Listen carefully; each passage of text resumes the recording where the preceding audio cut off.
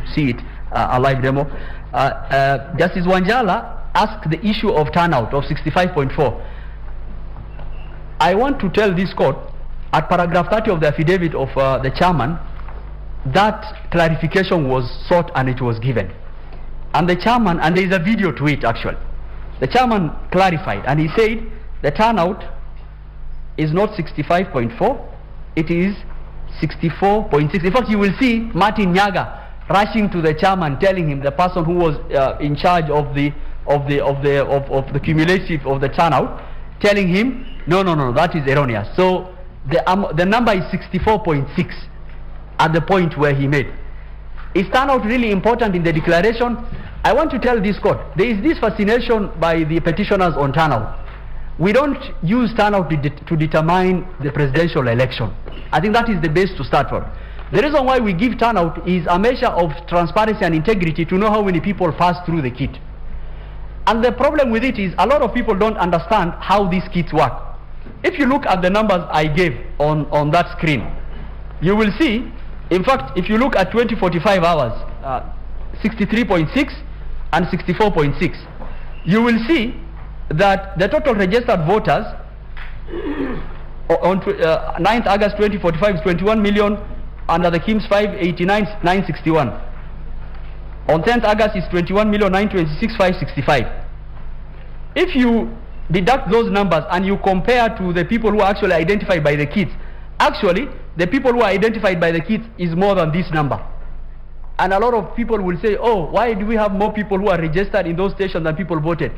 It happens, and because the relationship between the people who are identified in the kit and those total number of voters in those polling stations is not a linear relationship in this sense. So 9th August 2045, a kit will report 10 people. So we'll say 10 people have been identified in those kits, but the number of registered voters is 700. We will add in the total number of registered voters. You reached 10th August 240. That kit has already given its maximum registered voters in the original reporting. But people will keep on passing it. When another 20 people pass through, the kit will report 20 people have passed me through. So we will say the voters identified as the KIMS has increased. But we don't increase the registered voters in those polling stations because it is already reported. So the relationship is not one-to-one. And you have to understand, and this is the confusion that is coming, we have to understand, the only way you will know the total registered voters is when all the KIMS have reported. So when all the KIMS had reported, because this is a snapshot of that information in time, when all the KIMS had reported, the voter turnout was 64.7103.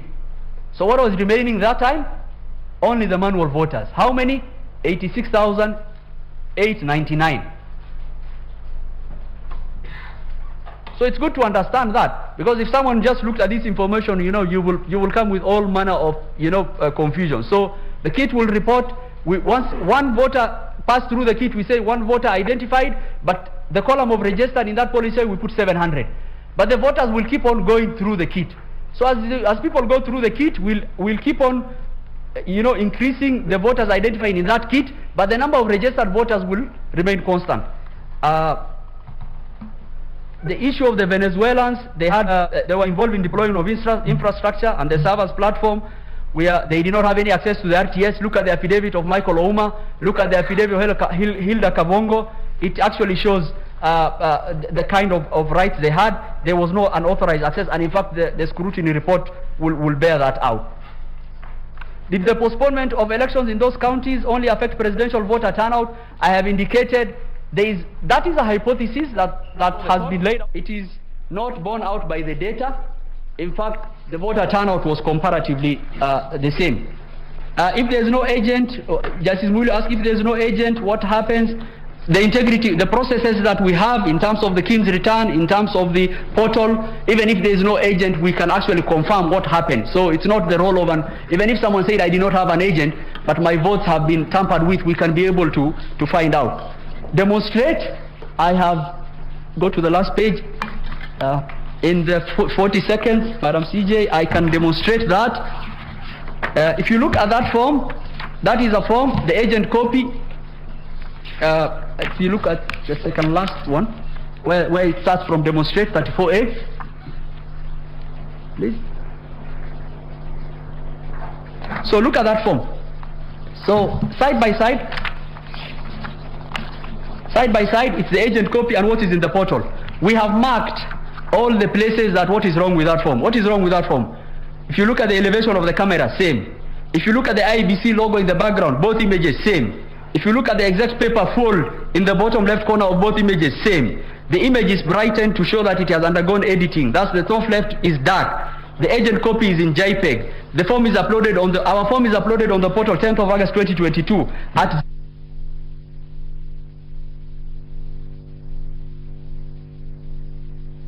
to 2 days later. And we have put that in our affidavit actually. You can check all the edits. Sorry, Counsel, you are not being recorded, but we suggest that you take the next 2 minutes and finish. Please put the machine back.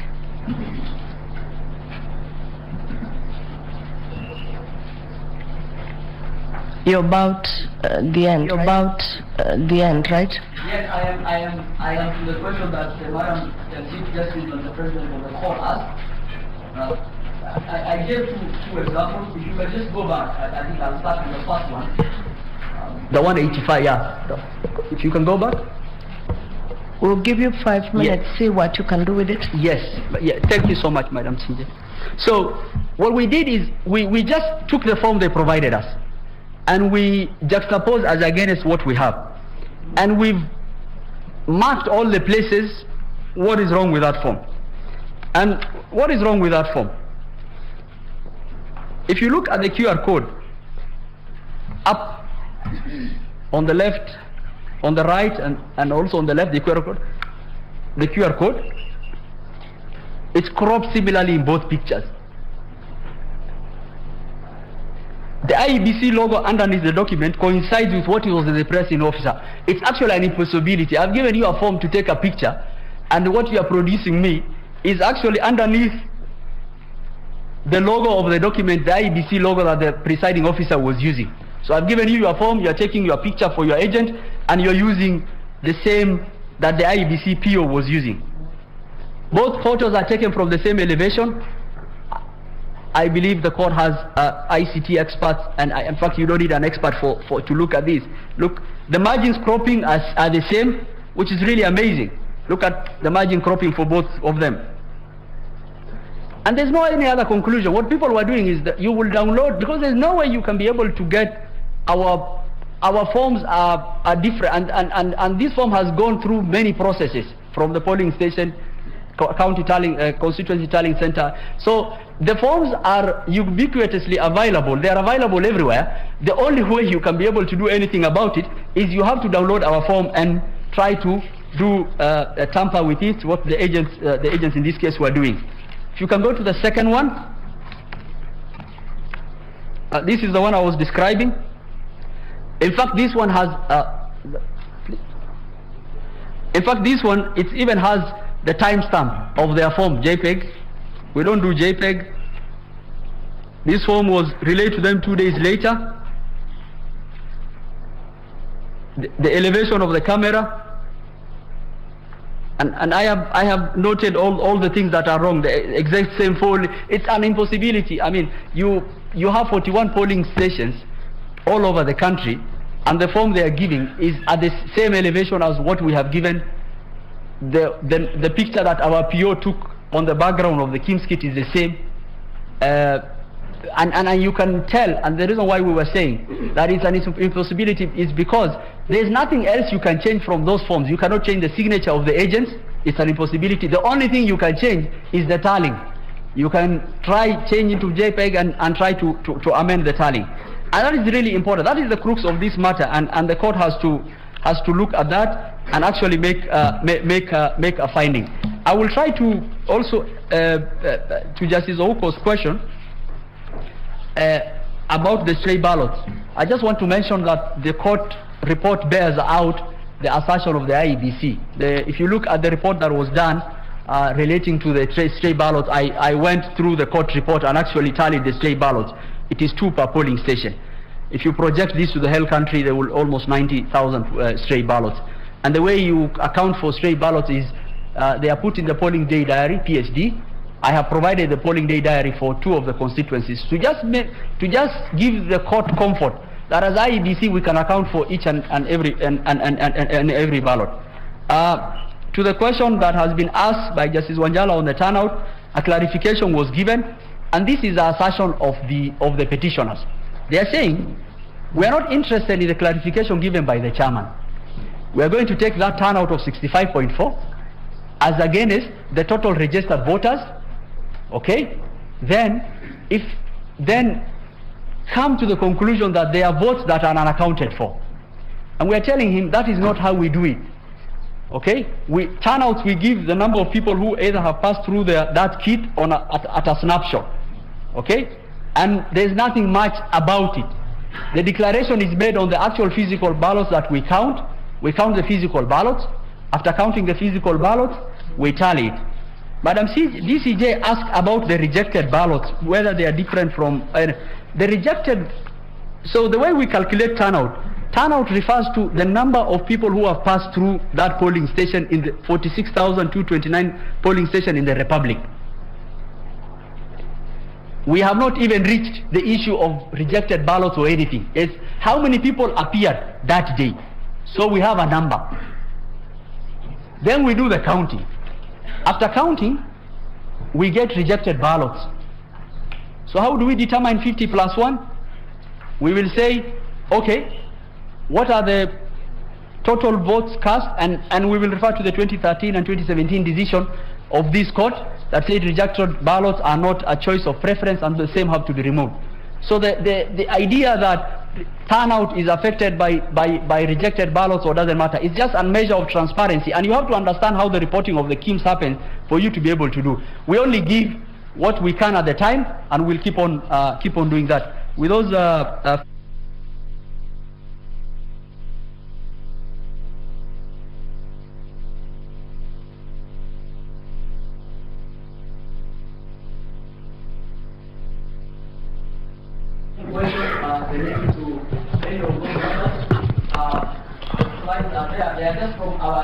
Thank you, Councillor. You're not even being heard. But thank you for answering our questions. On the kit, please deal with the registrar of the court.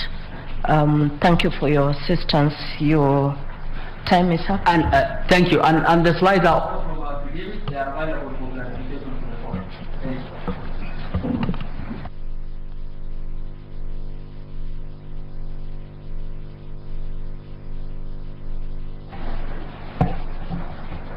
My lady, I do not know whether you can give me 2 minutes to respond to Lady Justice Jokindong.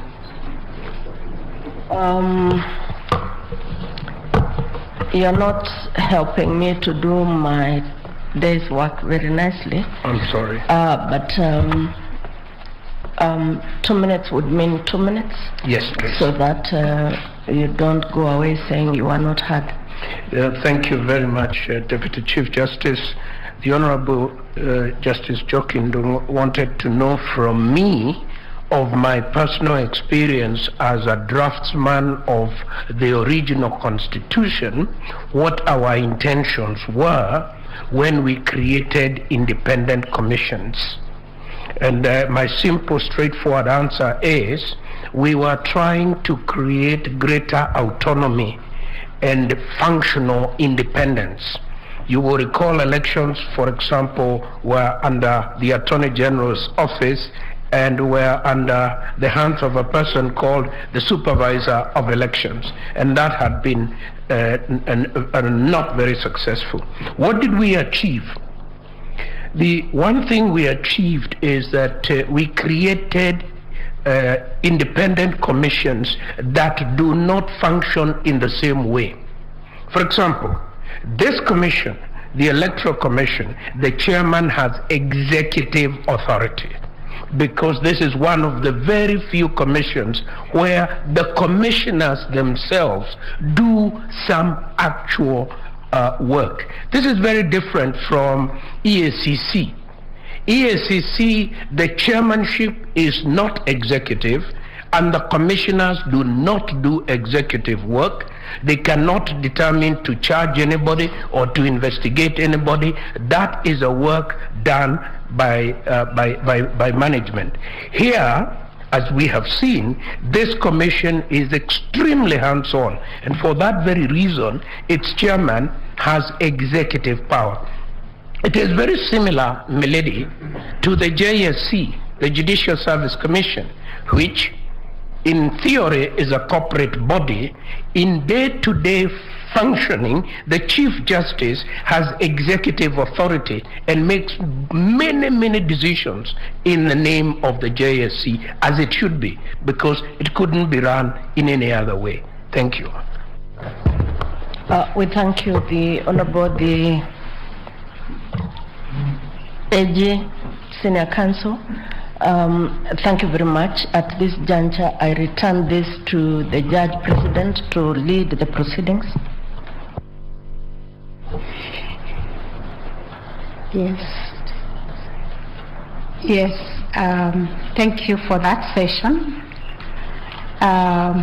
We are really mindful of the time today because we wanted to finish these proceedings at least by midday.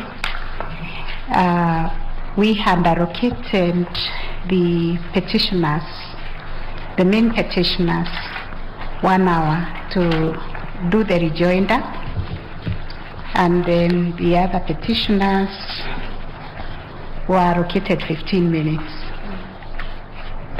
So this is the time now for the main petitioners, the team led by Senior Counsel Honorable Rengo.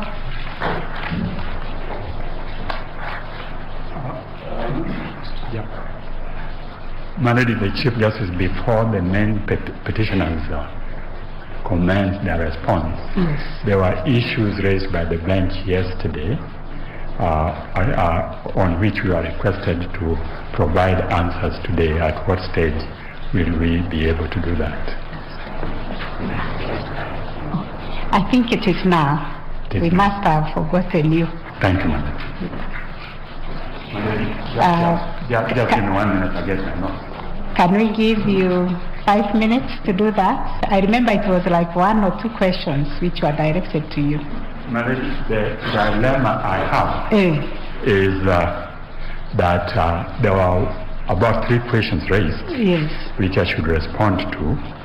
But if you may recall, you had also permitted the advocates for His Excellency the Vice President to respond to the application by the Chief of Civil Service, Mr. Kenywa. That is correct. And they did that, and we didn't have an opportunity to comment on their response at all. So I will try to be very, as usual, very quick and respond in summary, but I will need about 10 minutes. Okay. And my learned friend, Mr. Gatia, Senior Counsel, also tells me he has a request to make. Thank you.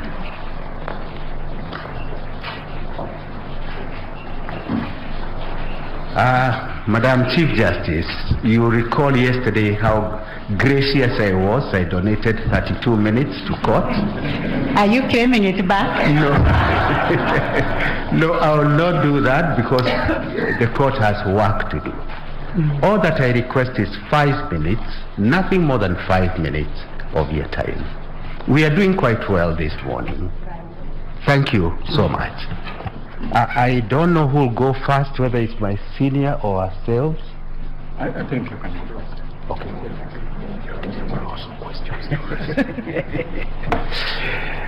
Chief Justice and Deputy Chief Justice, members of the Supreme Court, just to point out that there were specific questions that were addressed. For example, to counsel acting for the 4 commissioners. And we would like to know at what point we are expected to respond to those questions. After the petitioners. Thank you.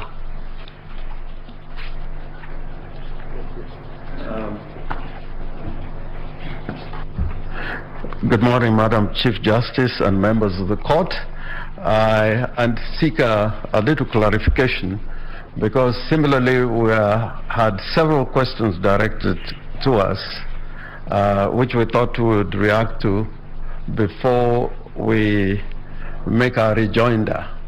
And I thought yesterday you had clearly stated that we'd have 30 minutes. We had about 27 questions. Are we at liberty to proceed to answer those questions right away?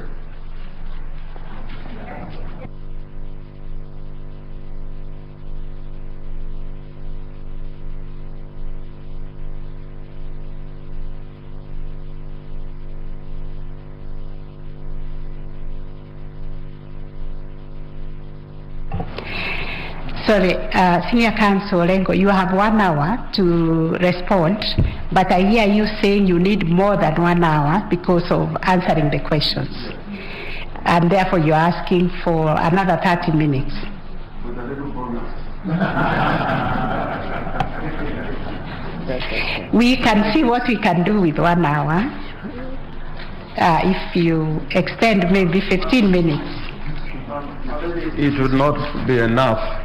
There's a very important question which just... It's all right, because even the time we are wasting now, you could be answering. Yeah, so in the 30 just minutes... asking you to be kind, because we really have to get to the real business of writing the judgment. Thank you. And we don't have much time. In the 30 minutes that we'll be answering those questions, yes. My lady and my lords, you'll be addressed by my lovely friend, Mr. Otiende Amolo, particularly on the question of turnout, which was asked by Justice Manjala, and Firoz Norji, Senior Counsel, Paul Mwangi, and Ms. Julie Soweto will address you in those 30 minutes. And I invite Senior Counsel Otiende Amolo to address you on the first question. Yes. Not yet. Not yet. Not yet. Yes.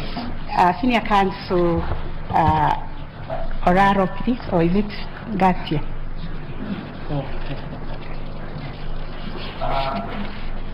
My team is recording my team. You allow us? Yes. 5 minutes.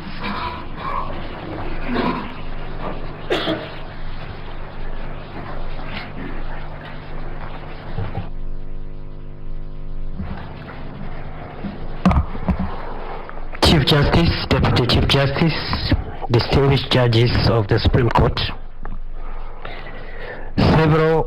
Actually 3 questions were asked that are relevant to submissions yesterday, paraphrased as follows. 1, if the National Security Advisory Council 4 knew the results before they went there, and 2, why would the result not be announced the next day to build consensus, and 4, what would be the effect of the non-involvement of the 4 commissioners in the verification and tallying vis-a-vis Article 138(3)(c. Our response is as follows. 1, it is our submission that all factors point to an inescapable conclusion that the 4 members of the National Security Advisory Council, by the time they went to the Bomas of Kenya National Tallying Center, and by the time the head of public service placed a call on the returning officer of the presidential election, by that time they knew. And this is our evidence. By the morning of the 15th, letters had been issued by the returning officer of the presidential election, Mr. Chebukati, to all the presidential candidates and members of their family to be at the National Tallying Center for the declaration of results at 3 p.m. on that day. And my client already had received that invitation I believe the other presidential candidates had those letters. And therefore, they knew by the time these state officers went to the National Tallying Center, they knew that the verification tallying had been completed, and what was pending was the declaration of the final results. It is our submission, Chief Justice, distinguished judges of the Supreme Court, that these four went to the National Tallying Center not for any other reason but to try to interfere with the declaration of results and thereby try to alter the sovereign will of the people of Kenya, which had already been verified and tallied in accordance with Article 138(3)(c). 2, it is our response that the results could not be announced the following day because, according to the affidavits of the chairperson of the commission, and I'm using the word chairperson on advice by Justice Ndungu, which I agree with entirely, that by that time it was not possible for any form of consensus, because then the follow-up question was, I think from Justice Lenaola, why, for example, the returning officer would not have waited for an extra day, which he had, to build consensus on the 4 walk-away commissioners. It was not possible. It was very clear that the intention was to try and veto the will of the people, and therefore the chairman had to declare those results. Number 3, the 4 who left also, their colleagues had been injured, and so the chairman had, in our view, make the announcement that day because of the gravity of the situation. Finally, the question that this court ought to ask itself is whether the walking away of 4 commissioners at the tail end of a process which they have admitted was complete, except the declaration, can veto the sovereign will of the people of Kenya. Can the walking away of commissioners at the tail end of a process they have been involved in be the basis of vetoing the right to franchise in Article 38 of the Constitution, which is the expression of the voter? Thank you, and we prayerfully submit.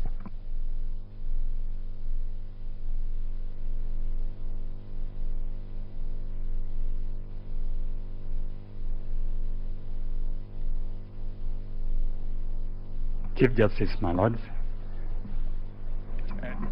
Deputy Chief Justice, Lady Chief Justice, I'll begin with the question which was asked by Justice Lenaola, and that is, what orders are we seeking? The orders we are seeking is for this honorable court to dismiss the allegation by the second respondent on oath, which have not been accompanied with sufficient level of evidence to justify proof beyond reasonable doubt as required by the Constitution and as determined by this court in advance. And that evidence is beyond the political statements which have been made by my learned friend, Professor Kindiki, just a few minutes ago, and which have never been put on record. On the issue of Rule 87(3), my view and my humble submission is that rule, contrary to the provisions of Section 39 of the Elections Act and Article 183(3)(c, is the only regulatory framework which confers those powers which have been reserved for the Commission and grants them to the chairman. it is contrary to the Act, it is unconstitutional, contrary to the Constitution, and that was so observed in the case of Maina. Now, there was a question raised by Justice Dr. Onjala, and you queried whether NSC would have gone to influence the alterations of results without knowing the results. My learned friend who has just appeared exhorts that the results were known because invitations had been sent out and the letter had been sent out. To the contrary, the evidence before you by the chairman was that he had gone to tally, to obtain the final tally only after he had met the commission, and that is found at paragraph 676 of his affidavit, where he says that after the NSAC team had left, the commission secretary, chief executive officer, who was also the alternate team leader of the tallying center, Majan Hussein, walked into the boardroom.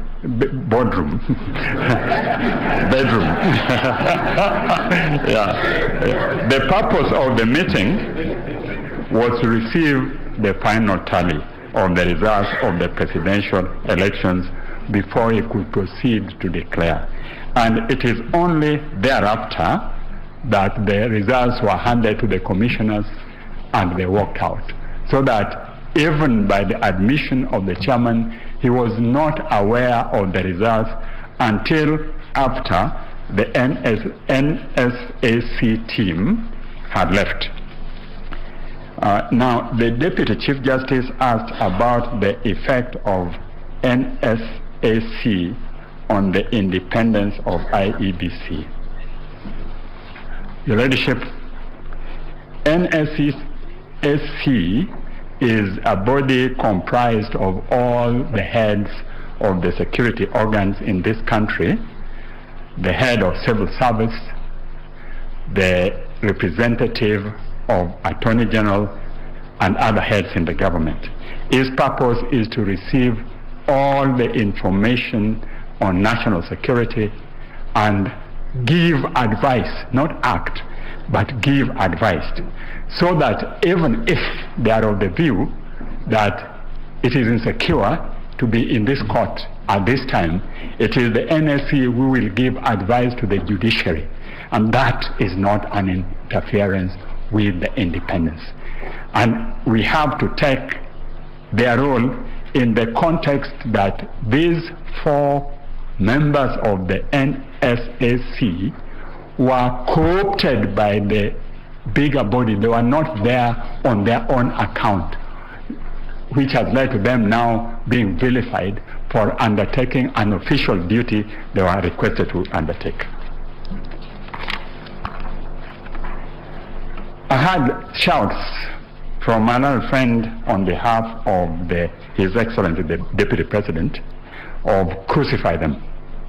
In fact, this has indeed led to tweets today, and there are many, to various members of the NSAC telling them we shall revisit. This is what this type of allegation brings, and that is why I humbly request this court to look at the nature of the allegation, the burden on the people who are making the allegation, and dismiss them if there is no proof, and in my humble submission there is no proof, so that we discourage this political vilification on officers conducting their official duties. Let's be careful, and I humbly request particularly my learned colleagues on what we wish for this country. Let us not wish mob justice to be the arena of operations whenever various functionaries are discharging their duties. Let politicians do politics, but let them live professionalism, to those who are engaged in various areas. In fact, since this process started, there has been a lot of vilification on the judges, on the parties appearing. In fact, tweeting has been the norm on discussing this issue instead of looking at it soberly. We can't stop tweeting, they are entitled to, but we can't bring it to this court. That's my humble submission. I beg that these allegations be dismissed with the contempt they deserve.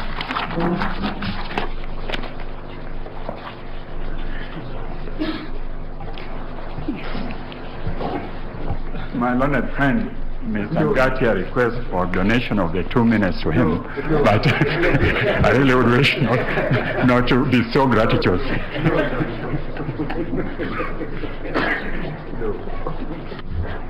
Thank you. Madam Chief Justice, if you may allow me, I did not put one of our lawyers on record, Mr. Donald Kipkorir, who is not in court because of the sitting arrangements.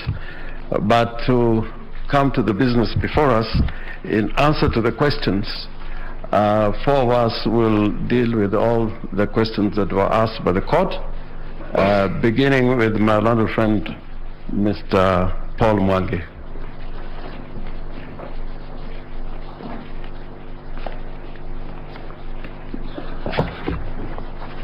Madam Chief Justice, Madam Lady Deputy Chief Justice, my lords, my ladies, I have 9 questions which I'll tackle very first. What I have done is I have classified it into topics because they were across the board. The first is the relevance of rejected votes in the counts of the election. This is a matter that we have asked the court both in 2013 and 2017 to relook. We wish to resubmit as we resubmitted the 2 times, and to say that it is still our position that people who come out to vote, whether their vote is counted or not, are coming out to make a stand on the issue, and whether either due to technicality or other reason their vote is not counted, they must be not treated as those who stayed at home. They are people who came to express an opinion on how they want to be led, but for various reasons their vote was not counted. But the fact that they appeared should be taken into account, so that you would consider their votes whether they are rejected, and even if they are called stray ballots, should also be considered in that sum. The second question was regarding the scientific whether there are any scientific studies regarding the nexus of elections in a postponement.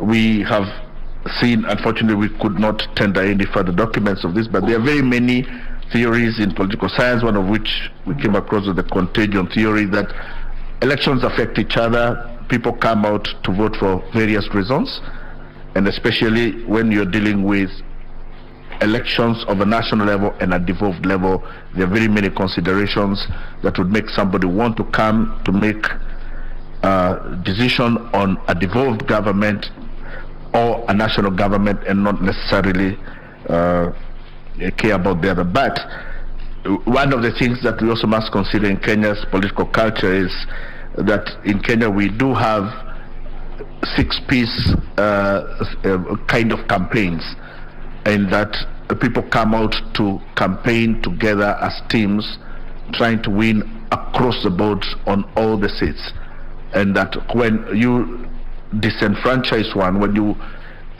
stop one election, that means you demobilize part of the political infrastructure that is laid out for that.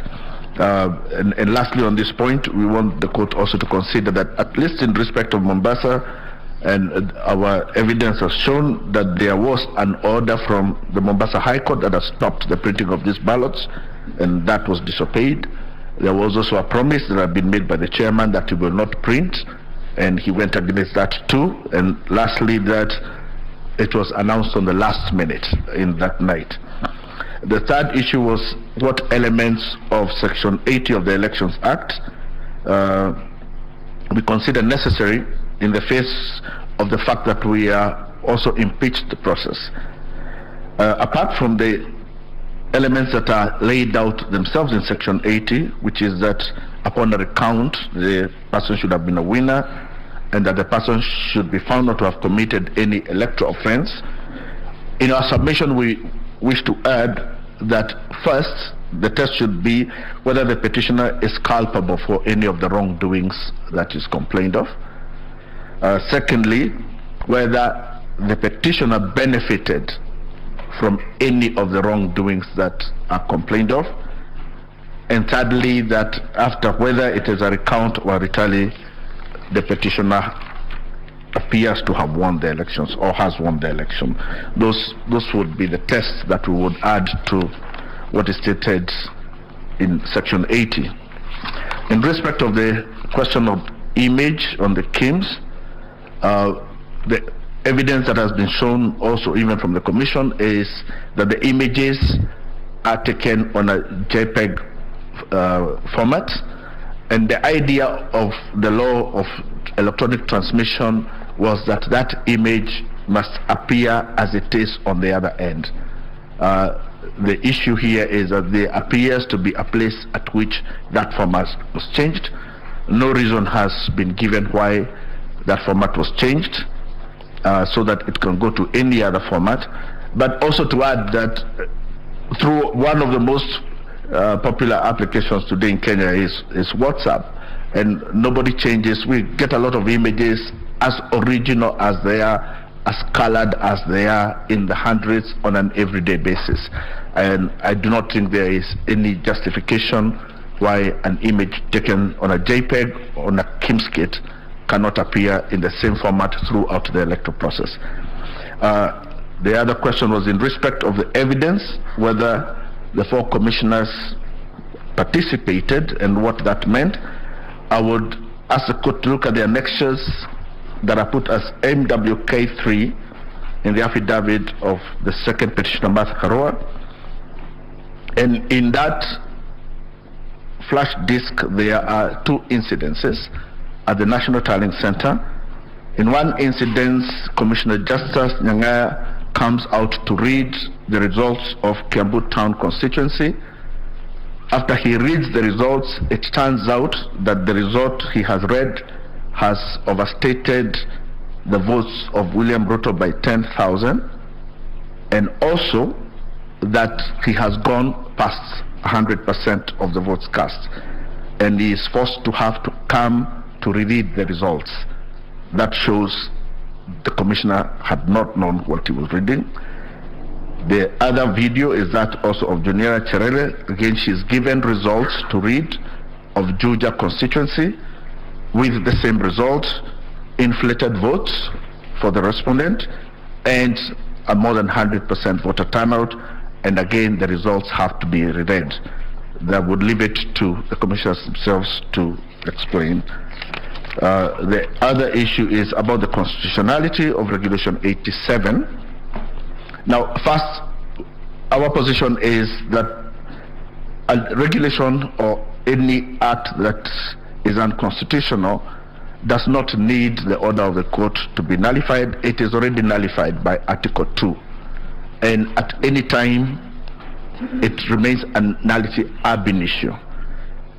The second issue to consider is the duty of every person, not just the court, to defend the Constitution as required by Article 3. And the fact that this chairman, the chairman of the IEBC, is a person who has qualifications similar to be the Supreme Court judge. So it is him who has betrayed the Constitution. It is him who has seen a regulation which is so clearly unconstitutional, has refused to defend the Constitution, and instead feigned ignorance and purported to use an unconstitutional provision to exercise power. So on that basis, every action that is done on the basis of that regulation is itself unconstitutional. The other question was regarding why the 4 commissioners did not raise issues to the end. Again, that we will leave for the commissioners to decide. But we can profile 3 theories. One is the issue of the 89th minute penalty, that if you participate in a game and the wrong penalty is given on the 89th minute, you cannot be asked, why did you play all along? Sometimes it is the 89th minute penalty that shows the unfairness of the provision. It could be the last straw that broke the camel's back, or it could be a road to Damascus moment. In whichever fashion we look at this, it is an issue that is understandable. The other question is in regarding for if there were to be ordered a repeat election, who would conduct it? Would go back to Article 250, Sub-Article 10, because the Constitution provides for positions as vice chairpersons of all commissions. But Article 250 does not lay out any roles that they're supposed to be undertaken by those vice chairpersons. Our position is that that provision is not empty, and it is meant to provide for succession plans in commissions in places where an emergency or situations such as this, where such a succession is necessary. But the second issue would also be that the court itself, its inherent powers, has the power to ensure that its orders are fully obeyed and fully executed. And in such a situation, the court would treat its order as an order that has to be executed, and would have the inherent powers to make all such other orders that are necessary to ensure that those orders are executed in full.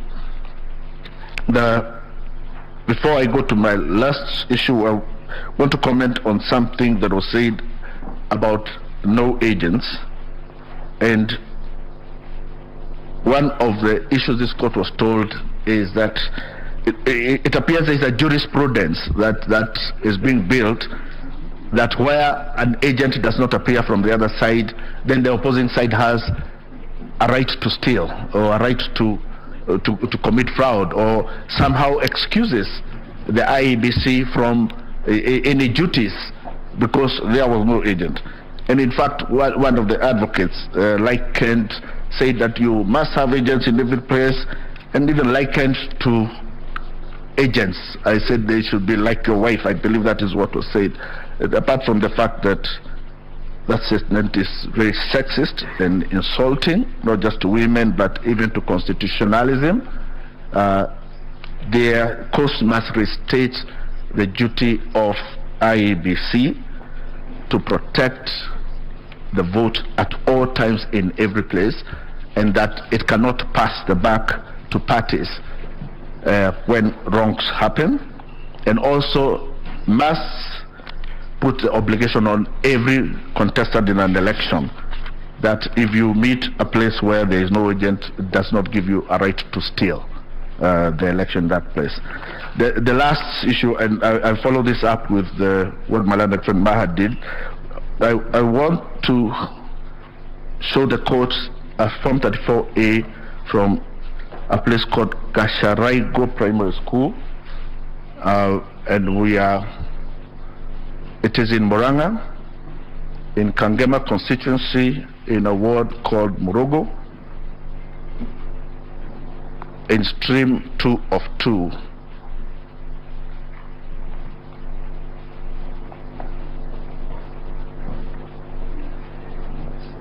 And this document is overlaid over some documents, but look at the left-hand top corner. It is overlaid over a document written Jose Camargo. Jose Camargo is one of the Venezuelans that was arrested at the airport with charges of coming to interfere with the elections.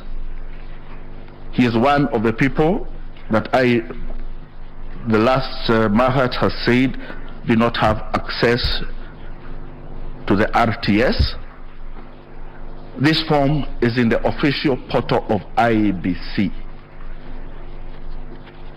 The question would be, was this document photographed by a presiding officer at Gasharaigo Primary School, sometimes possibly at 8 o'clock in the night? Or is it possible that this document has been photographed elsewhere in some office and uploaded? This, we ask the court to read the DCI report regarding Jose Camargo, and we believe, my lords, that these are the fingerprints of one of the suspects of the theft of this election. That is all.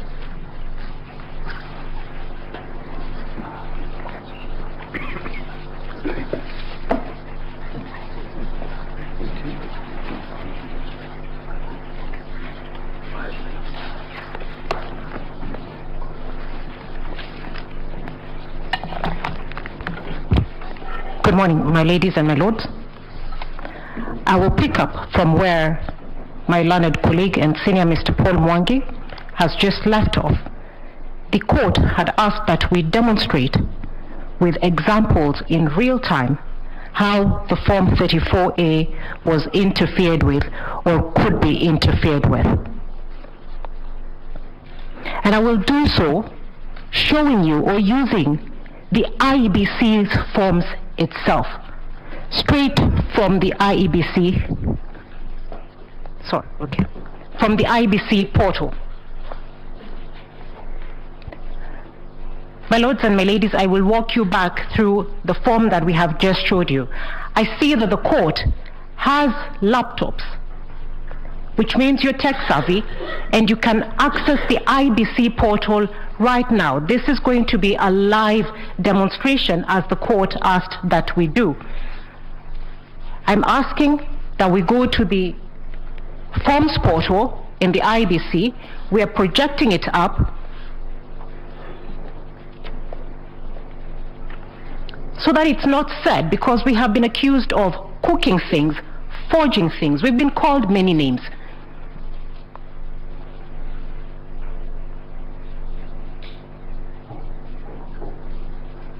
This is the IEBC's own document.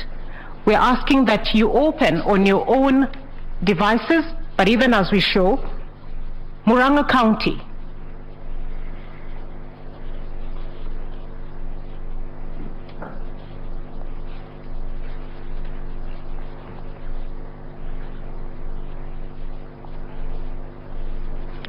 Kangema,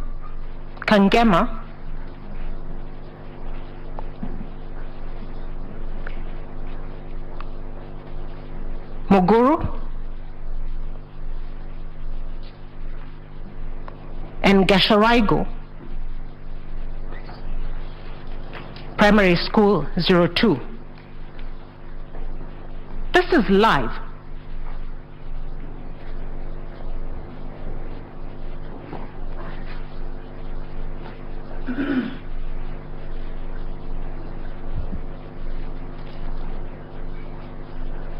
My lords and my ladies, we have downloaded a Form 34A from the IEBC portal. And I'd like the court to just scrutinize this form before we go to other details. From where I am, the stamp. The stamp.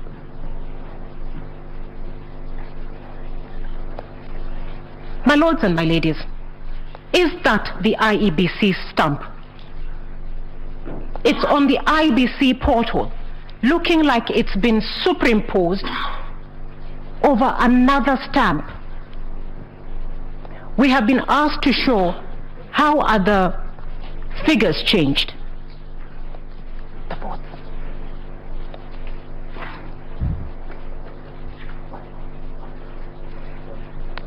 Now, my lords and my ladies,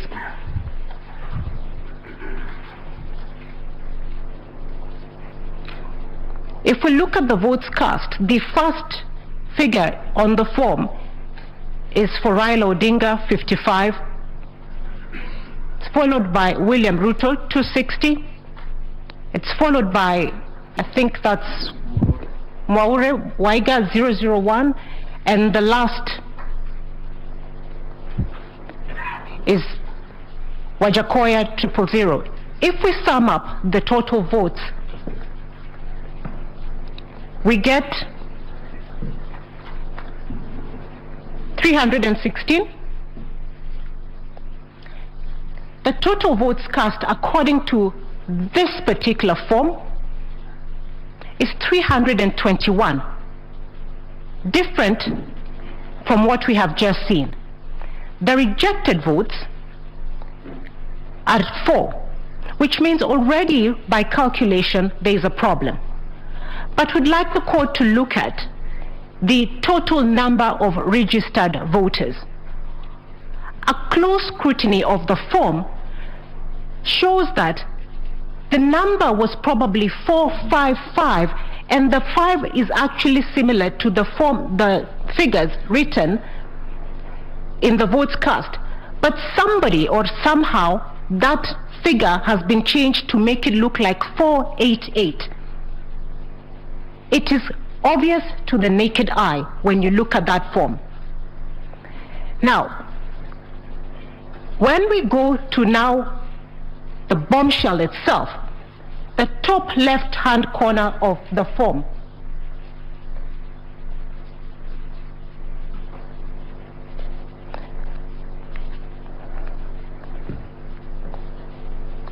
we were told by my colleague, Mr. Gumbo, there were no foreigners in this election. We were told the foreigners left before the 8th of August. We were told they did not even have access to maintain the server. This is on the 9th of August, and at the top left-hand corner there is the name of one of the Venezuelans, Jose Camargo. This is the person who decided the president-elect of the country. It is on the IEBC portal. It is live.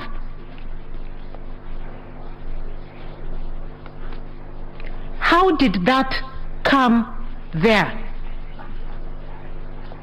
What are you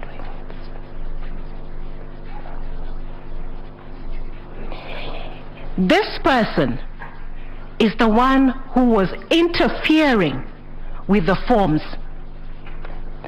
We are able to demonstrate, at least a crumb was left. By God's grace, we found something.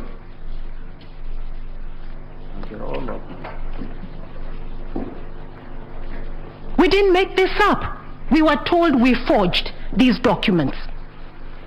Now, this is how, my lords, the staging was happening. This is how the changes were happening. This is on the 9th of August. We were told they were not there. I'm going to do, because of time, with your permission, Your Ladyship.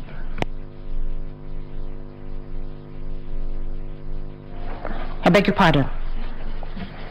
In our petition, you let her finish and then you tell us what it is they're responding to. It relates to an objection to what she's doing, Your Ladyship. No, let her finish.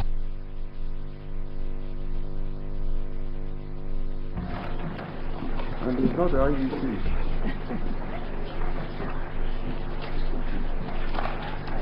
my ladies, my lords, that name, Jose Camargo Gregorio, appears in our petition, and is also, that evidence is also found in the affidavit of the second petitioner, one of the people whom we complained about as having interfered in the election and who were told had no access. My lady, we're going to take you again on the same IBC live portal to show how the staging was happened. And because of time, if we can go to Bungoma.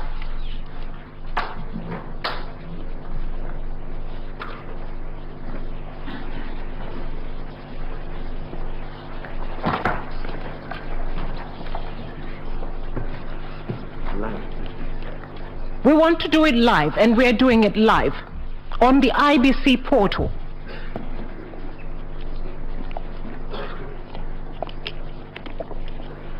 My lady, we were told about the KIMS kit and how they work. The serialization of the numbers. We have been told that each of the 42,201 KIMS kits that were used in the election had their own unique KIMS kit ID and serial numbers. Bungoma County, Mount Elgon, Chesikaki, and Songoyiwa.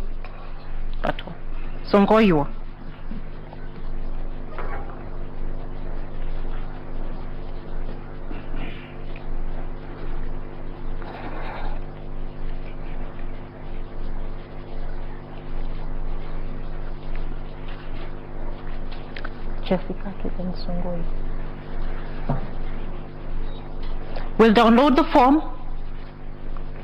The nomenclature of the KIMS kit and the form is shown at the top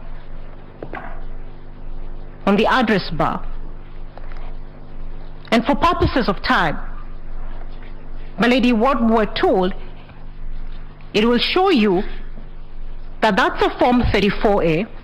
It will give you the serial code of the polling station from which that Form 34A relates, and then it will show you the KIMS kit serial number or ID. There'll be a date stamp and a time stamp. What I'd like the court to focus on is the serial number, and perhaps because I can't see from here, this is where I would have liked the court to have its own, but maybe if it can be.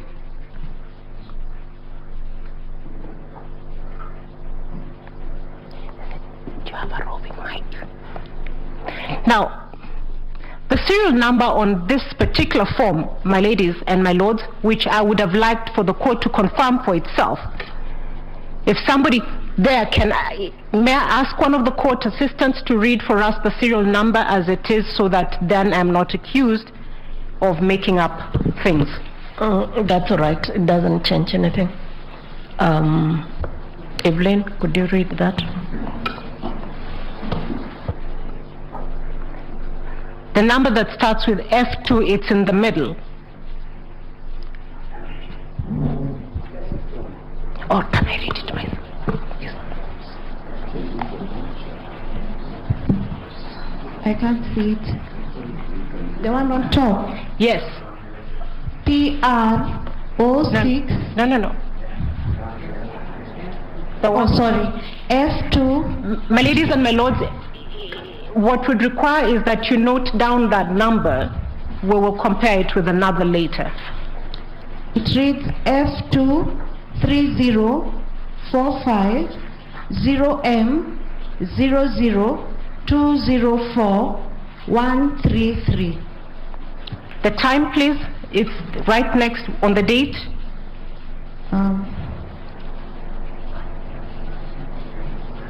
That one. The time is the date on which 9th August 2022 at 1956. We'll check another form. Nyeri?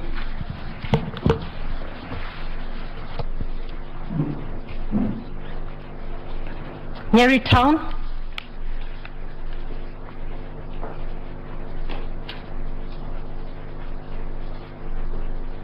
Gatitu?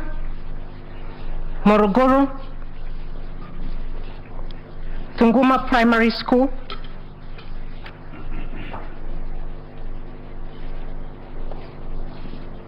Stream 3.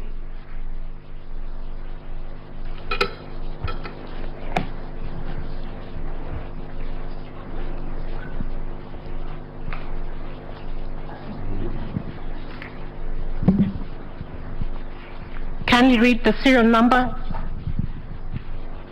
F230450M00204133. And the date and time, please? 9th August 2022 at 23:49. My ladies and my lords, this is the same KIMS kit transmitting or sending results, one from Mount Elgon, 1,000 kilometers away from Nyeri town. 2 hours later, how is that possible? When each KIMS kit was supposed to have, each polling station had its own unique KIMS kit, which was supposed to transmit from the, its own unique IP address. Because of time, I cannot demonstrate the thousands of forms that we have identified with the same issue. My ladies and my lords, this is how the staging or the complaint that we raised happened.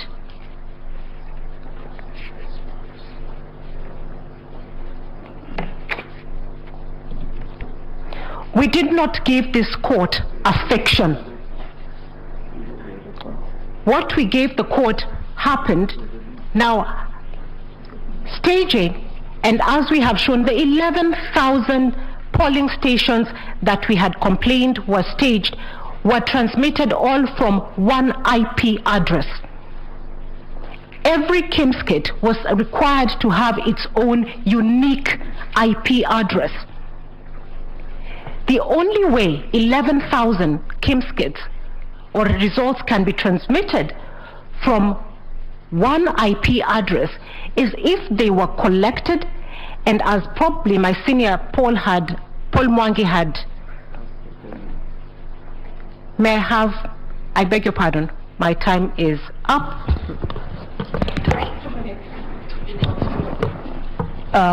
Yes, 2 minutes.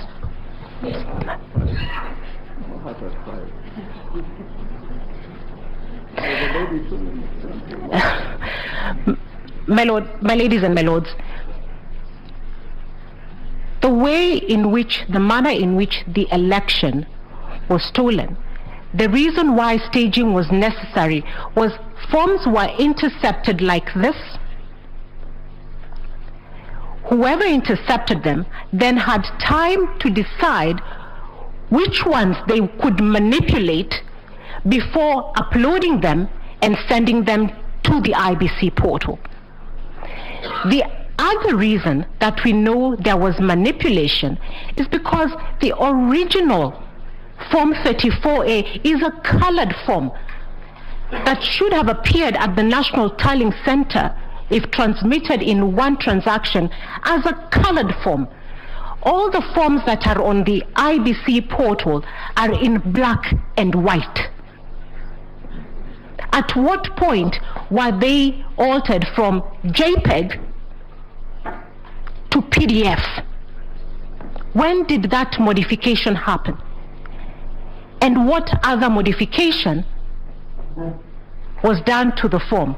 We submit to you that we have shown that not only was it possible, it did happen, and the fingerprints of those who interfered in the systems are still there. Thank you for your time.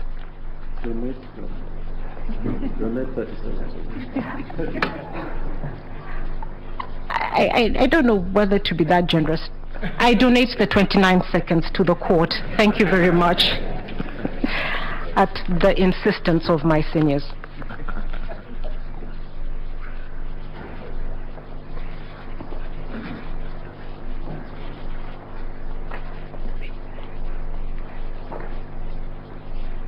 May it please the court, my name is Kirago Kimani. My learned friend, Mr. Katua Kigen, had gotten the attention of the court, but was asked to wait until Ms. Soweto had completed her presentation. I would wish to respond to what she has just addressed you on, because this is new material, and would like to have directions. Mr. Kirago? Yes. When, I forget his name, Mahat was answering the questions, he did the same. Yes. He went through his PowerPoint. That's correct. To demonstrate. That's correct. How this staging was happening, because we asked that we be explained. Yes. How the forms were being captured in the hair and being changed. And he did that. Yes. Going back to what he had done. Yes. So what is new here? What is different is this. You have a petitioner and you have rules that say how they are to present their case. This was answering a question from court. Yes. Where does the first respondent have an opportunity to address these matters? At what point in time does the first respondent get a hearing? This was a question by the court to demonstrate how this was happening. Yes. How we do, what we do with the demonstration. Mr.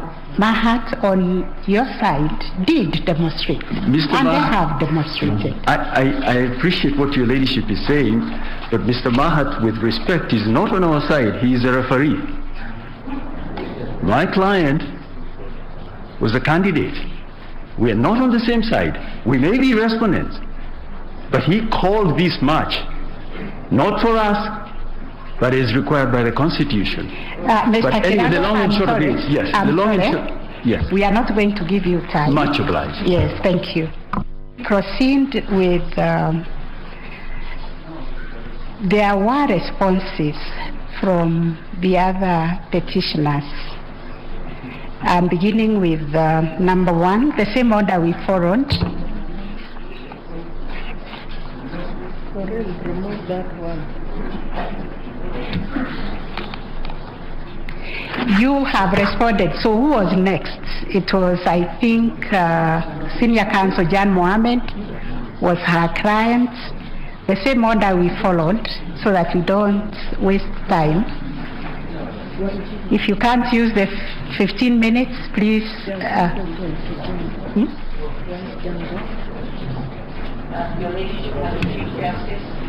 Your Ladyship, Madam Deputy Chief Justice, my lady and my lords, I was very generous in my opening, so I'm sure I'm going to be just as generous and patriotic as I am in my rejoinder. I was the first one to donate 7 minutes in my opening. Okay. My lady, on behalf of the petitioner, in number one, that's the second petitioner, we had filed a rejoinder of the submissions after our original submissions. And my lady, the petitioner's case is very simple. All it was the petition was limited to a legal issue. It was the role of the commissioners vis-a-vis the chairperson. I saw people murmuring, and I want to get this correct. I'm sorry.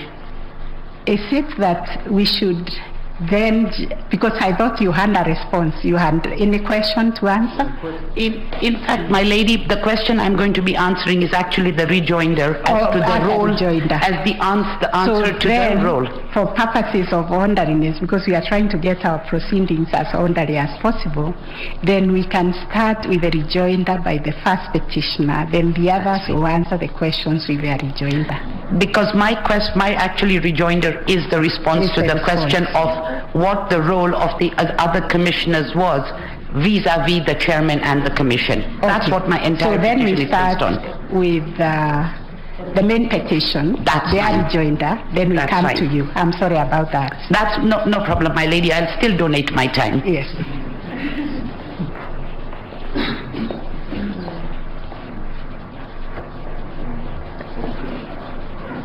Senior Counsel Orengo, it's your turn. I'm just wondering, because if I heard the court correctly, there are some questions put to Mr. Mtata.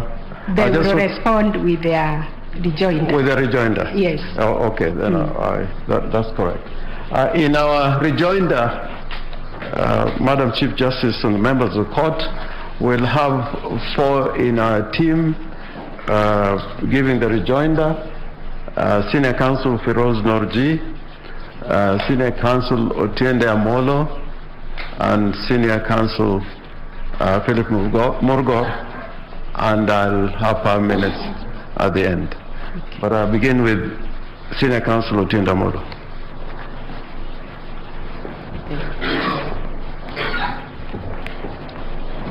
If it may please your ladyship, this honorable court, I will be brief in this part. I will cover only 3 quick subjects, starting with the issue of the 50% plus 1.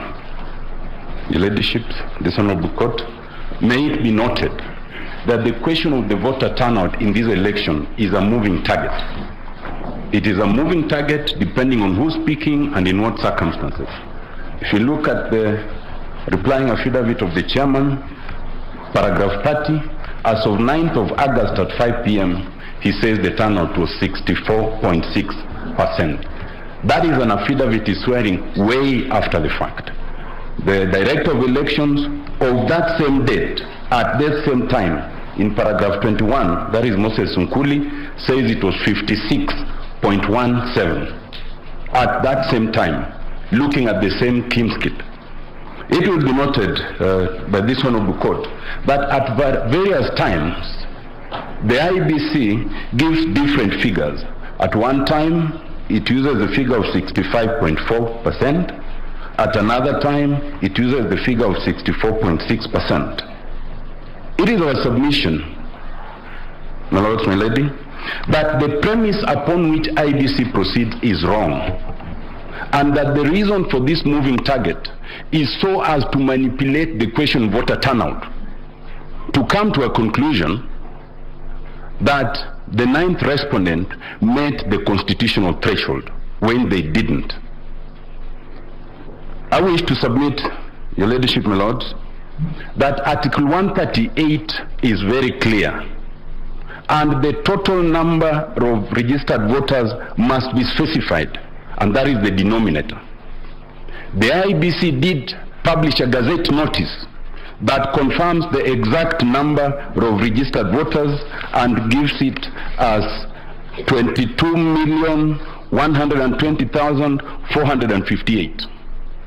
In this court, using what they say is the turnout per the Kimskit, the figure they are seeking to use is 22,005,541. We wish to submit, your ladyship, my lords, that that premise is problematic. The common denominator to be used is the voter turnout as published in the Gazette, not the voter turnout as per the Kimskit, which ends up with a moving target. We wish to submit, your ladyship, my lords, that not only is it true that the target is moving, if you look at all the permutations, and this is in the supplementary affidavit of Dr. Edgar Otumba, if you take any of the scenarios and you use any of them, and we will submit, we have submitted this for ease of reference, because Dr. Otumba covers is between paragraph 5 and paragraph 30, and puts all those graphs. By whichever permutation, none of the candidates then achieves 50% plus 1. Whether you use, remove rejected votes, you add rejected votes, whatever permutation, and there are 7. We wish to submit, your ladyship, my lords, that you then need to come to the conclusion that even though they try to take time to tamper with the voter turnout, they do not achieve that target. The last point on that. Why is it wrong to use the vote turnout as per the so-called Kimskit? Other than the fact that it's unlawful, it is also illogical. We have 46,229 polling stations. If you were to rely on the Kimskit, and all 42,298 Kimskits failed, and only one polling station functioned, then it means that if the 700 voters in that polling station voted, the IBC will be telling us that the voter turnout is 100%. That would be the logical consequence of that narration. The voter turnout cannot be something that depends on the interpretation of the IEBC at its convenience. It must be the denominator as a percentage of the total registered voters. My second point, my lords, my lady, and I do not want to go too much into this, the question of the infrastructure, what the IEBC called the impregnable military style infrastructure. I think it's been demonstrated that it was certainly not at a military grade. It might be important to note, your ladyship, my lady, that the one question they failed to answer was why was there stoppage of the streaming of the results at Bomas. They have not answered that, because that military grade infrastructure was obviously compromised. My lord, my lady, we say that it is bad to have a sovereign institution that is captured by the state, but it is worse to have one that is captured by foreigners. We submit that is the position in this one. Your ladyship, my lord, the question here, and that's my third and last point, is really very simple. And it's a question that draws directly from Article 138(3)(c) of the Constitution. It is very clear, it is mandatory, that once results are received, the IEBC, not the chair, shall tally and shall verify, then shall declare results. If the IEBC as an institution has not tallied, has not verified, then there are no results to be declared. We wish to submit that at the end of this analysis, it is not a question of whether the chair is a hero or otherwise. It is a question of whether the chair did what was expected of them. It is not enough to say that there are certain regulations by the first respondent which they themselves made and now they wish to rely on to breach the express provisions of the Constitution. We wish to submit, your ladyship, that in accordance with Article 141, only if there is a result properly declared can you even move to challenge it. In this case, none was done. Your ladyship, what the chair is inviting you to do is unconstitutional. This bench comprises eminent persons who are involved in the process of making the Constitution, as some of us on this other side. There is a good reason why we've created constitutional commissions and independent offices. If it was intended to create the chair as what was previously called the supervisor of election, there'd have been an independent office, like the Auditor General, Controller of Budget, like the DPP. But now the chair is inviting you to find that his is some sort of imperial chairmanship or chairpersonship in defiance of the Constitution. We wish to invite you not to accept that invitation to amend the Constitution belatedly. My lady, my lords, at the end of the day,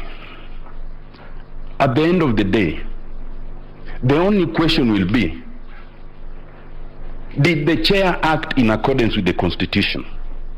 Is it fair to invite you to find that the other commissioners do not matter? The chair of IBC is a first among equals, just like in this court. There are 7, just like the judges of this court. But the fact, your ladyship, you are the Chief Justice and you are the President of this court.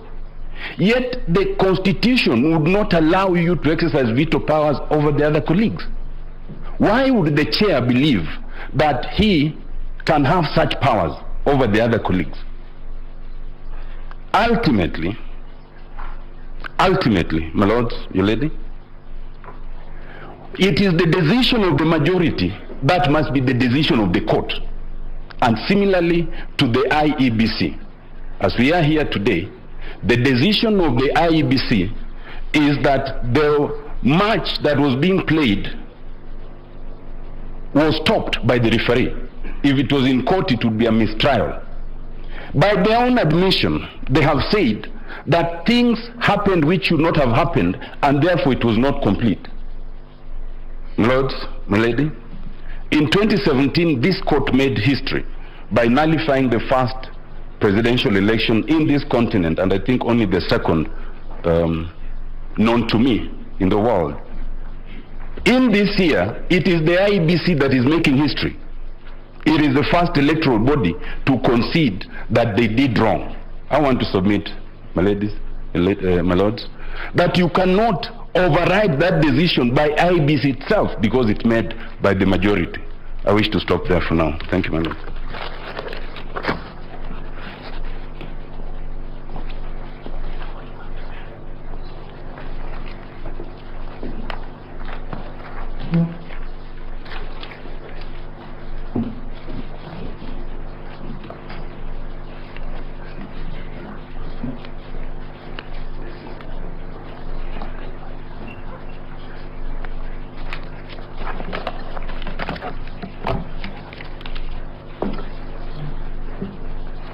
My Lady Chief Justice, members of the court, I address the court firstly on the issue that in making your final decisions, in reviewing your own views, the views of the respondents, petitioners, parties who have addressed you, we would be praying for the prayers and orders that we have sought. And in doing this, may I first refer to the principle that would be applicable in approaching your decision and judgment. In this context, the court has heard today from my senior, AG Emeritus, Honorable Gitu Muigai, in answer to your question, that it was the intention of the makers, it was the intention of the makers that the commission should have an executive chairperson. That we have learnt much by that, but that is not what we or they and your ladyships and lordships can proceed on. We have to proceed on what is in the Constitution. There is no provision in the Constitution for the, even if that were the intention, there is no intention shown to override any of the other commissioners or their views or their actions, or to change the Constitution's clear provisions of Article 138(3)(c). The tallying has to be done by the IEBC. The verification has to be done by the IEBC. The declaration decision has to be made by the IEBC. And where there is a specific step to be taken in an executive fashion by the chairman, it's provided by 138(10). The declaration of the decision of the result will be made by the chairperson. Secondly, it is an important consideration. When yesterday the question arose of the two aspects. One, that although there was a further day still in hand, the chairperson rushed to judgment without the 27 constituency results because of the doctrine of necessity, said Counsel Professor Kindiki in justification of this. The doctrine of necessity was not necessary at all. There was no crisis at that moment. They were, he has indicated, in great danger of their lives. But 20 minutes later, they were shaking hands with his client, and his client was shaking hands with a very able-bodied chairperson. Nobody left that hall in the imminent expectation of watching carnage and bodies lying all over the floor. No one. There were church people, 2 rows of church people. There were, and I am grateful to them, the choirs who had kept us not entertained only, but inspired through those hours and hours. There was no imminent danger. This continuous, they could not resist the temptation of showing a still photograph in order to show that there was a necessity. No, there was not. And it is very important to realize that we do not use these exaggerated criteria in order to come to a justification of plain wrong. Is it, the issue is, was the Constitution being followed or not? And that is where the concentration has been lacking from the respondents.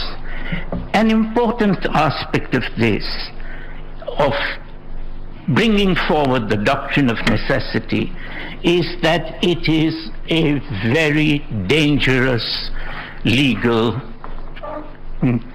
justification. It shows the need to bypass the constitutional justifications and arrive at a subjective, convenient, and self-serving justification. And it is dangerous because it has been used before by lawyers as eminent as Professor Kindiki. It has been used in Rhodesia after the UDI, Unilateral Declaration of Independence, to hang freedom fighters who were resisting the Universal Declaration of Independence. And the doctrine of necessity goes one step forward to say that if power has been usurped, taken, otherwise than in compliance with the Constitution, the courts should still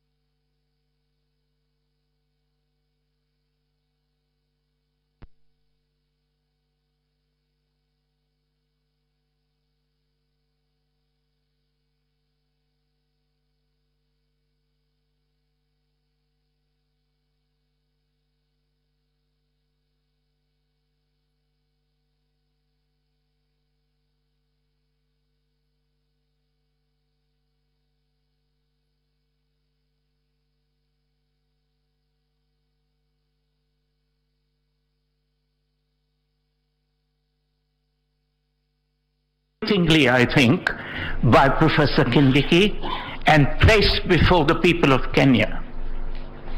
We say not only rejected, but rejected consciously, so that the precedent is not of a submission which failed, but a precedent of the Supreme Court of our land rejecting this ever for use in Kenya.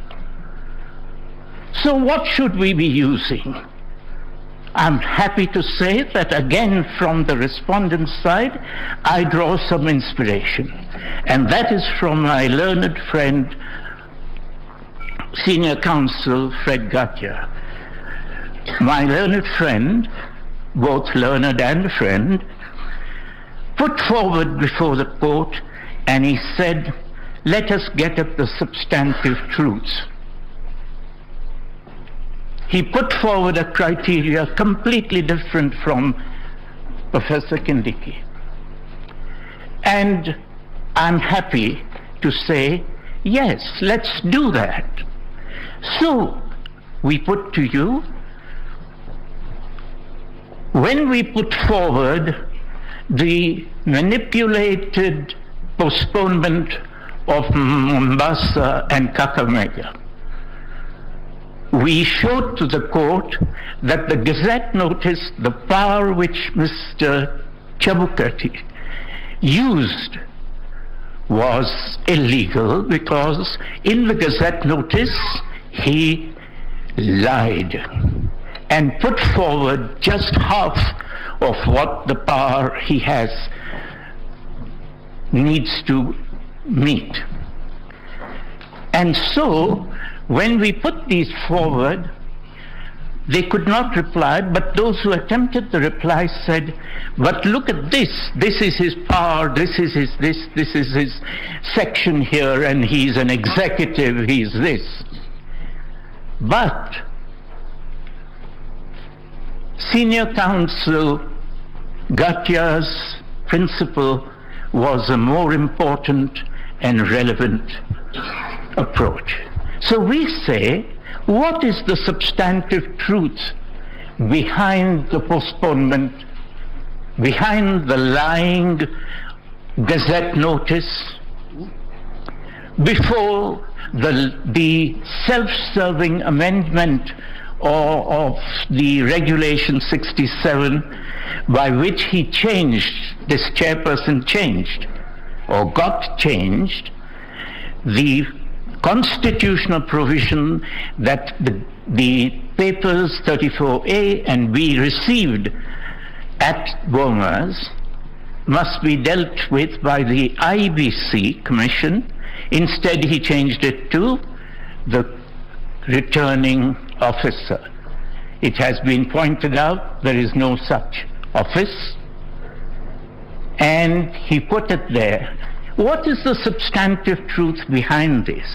What is the substantive truth behind the fact that despite several orders from you, the server has not been fully opened? What is the substantive truth behind the fact that this is not the first time this chairperson has disobeyed the court? What is the substantive truth of the absence from his behavior of any reference to Article 10? Article 10 is values. They are national values. And the beauty of our Constitution is that it is not only a manual of government. Finance will be dealt with this way, so-and-so will be appointed that way, he can resign or he is to be removed or this or that. Each and every chapter has its specific values set out therein. 81, 86, and at no point in the whole of the days spent, and today, this morning, has there been any reference by the respondents' counsel or supporters, or by any reference to instructions, that these values we kept in mind? This is how we advance. By postponing Kakamega, this is the value we advanced. By not checking the wrong printing of the ballot paper, how did we advance Article 10? There is even one more duty on them, on the chairperson. It is that it is part of the duty of the chairperson, the whole commission, to ensure the removal of any impediments to the functioning and the purpose and the aims of the commission. They have breached even that, even the passive duty. And we say, yes, that is what we look at, the substantive truth of all these things. And in that, once you do this, it is clear that this is an election which is brazenly, shamefacedly, without remorse, saying we did right when we were doing wrong. You do what you can about it. Nothing happened to me in 2017 personally. And it is all right. We say no, and we say to the court that not only is the petition, we pray, to succeed, but very importantly, if you find that there is violation of the Constitution by the chairperson, it is not necessary for the court to take any steps to his removal. There is a constitutional position. Thank you. There is a constitutional process to remove him, and there is no need for the court. But there is an important duty on the court that if you find a serious violation, and we submit there are all these serious violations, it is important that the court makes a finding. We hold that, or we find that the chairperson violated this article or that value, and that those are set out. We pray accordingly. Thank you.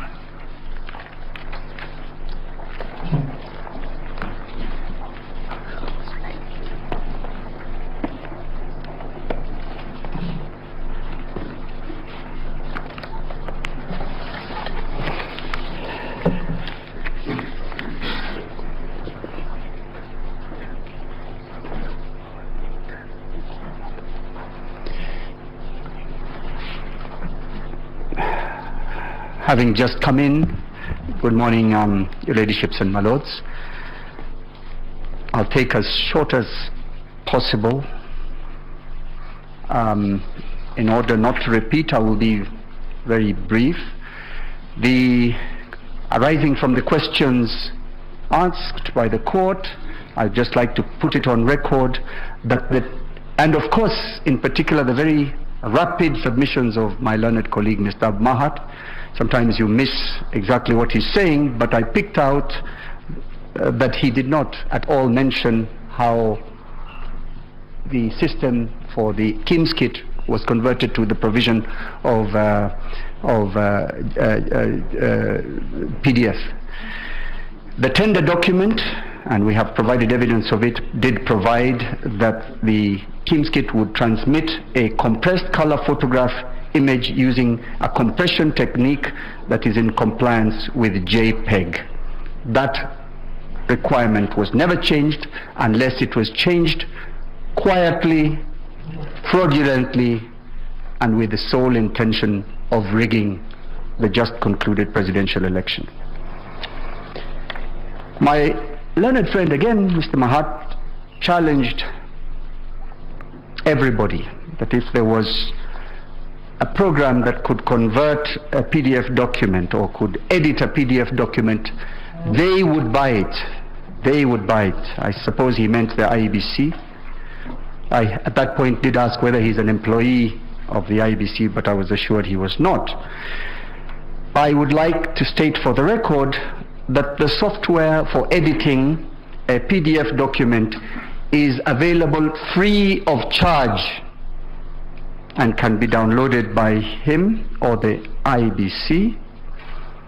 And we would request that millions of public money not be used to do this. But the programs that exist for editing a PDF document include Adobe Acrobat DC, Foxit PDF Editor, PDF Filler by AirSlate, PDF Element, Small PDF, Nitro PDF Productivity, Fine Reader PDF for Windows and Mac, Adobe PDF Pack. And I would also invite the court perhaps to try any one of them out. Staging, I just want to add that staging is admitted even by IEBC. So it's not, does not lie in the mouth of counsel belatedly briefed to deny that there was such a facility. Mr. Maina Washira Nyaga, paragraph 2 of his affidavit, sworn and filed on 29th August 2022, confirms there was a middleware in the results transmission system. And this is also confirmed by one of our IT experts, Mr. Benson Wesonga, that there was indeed an attack from the position of man in the middle.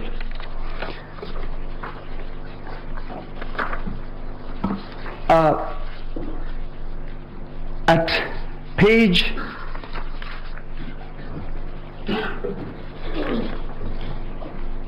the evidence we produced of the data analysis by George Njoroge in his affidavit sworn on 28th August 2022 and filed on the same day, pages 68-73 of his report, Mr. Njoroge says that the results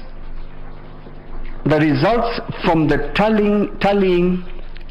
the results from the polling station was between the 9th and 14th of August tallied 137,000 times 137,847 times. On the 9th of August, 38,353. On the 10th, 35,000 times 574. 11th, 16,291. 12th, 8,357. 13th August, 14,357. 4th August, 24,000 times 897. This shows that numbers, the same numbers, were being brought back into the system from 34s, new 34s, otherwise, and trying to find the magic number that would give the first respondent the win. Finally, I would like to make a few comments on the just concluded exercise, the scrutiny exercise, and state that very shortly that despite the good intentions of the court, the servers were not opened. Unless, of course, there will be another opportunity for us to make a few comments. They will? Or stop any conversation about the report at this stage. Okay. We will allow you time to deal with the report. Okay. I want to say that the evidence that has been presented by the petitioners shows a well-orchestrated and fraudulent scheme that was executed with military precision. Let me agree with my learned friend Mr. Mahat on the use of the word military. He says military grade, but I differ with him to say the rigging was executed with military precision, and given the evidence that has been availed, using expert foreign, and I'm now using another military word, mercenaries engaged for that purpose.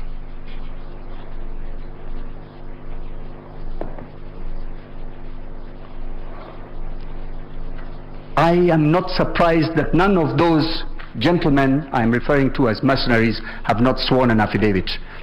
People like that disappear and leave the country to its own devices. By the grace of God, we have remained peaceful, and I pray that we continue to do so. And finally, I will yield the floor to my learned senior, Mr. James Ray.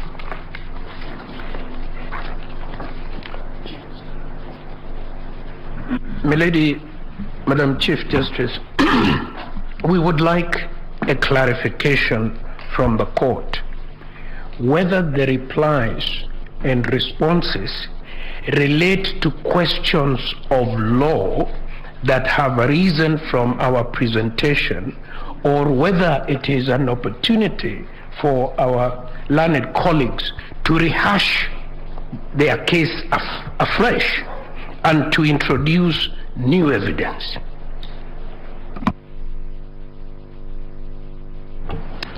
We know what constitutes a rejoinder.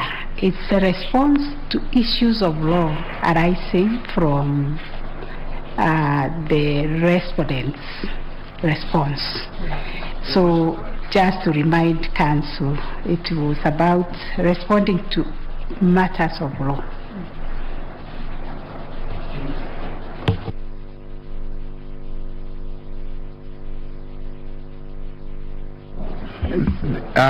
Madam Chief Justice, I also rise to take or to request a clarification. The court was treated to a so-called live demonstration. Shall we be given an opportunity? We don't require more than 3 or 4 minutes to indicate that what the court was shown is not true, because otherwise this image is now all over the country, a sensational image about forms with the names of people, whereas in truth that is not correct. All that I would request you, Madam Chief Justice, is an opportunity for rebuttal.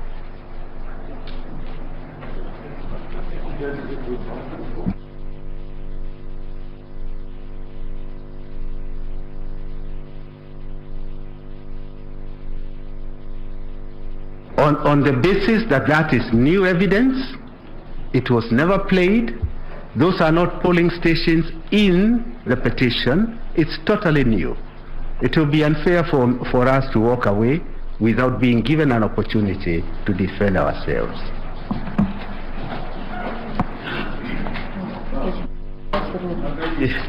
Unless the court walks away from the questions that the court asked, you asked for a demonstration of how the staging was done. It was a specific question. And similar questions were asked to our friends to the left. A lot of new material was brought in. We kept quiet because we knew these were questions from the court and that no evidence should be kept away from the court in the search for truth.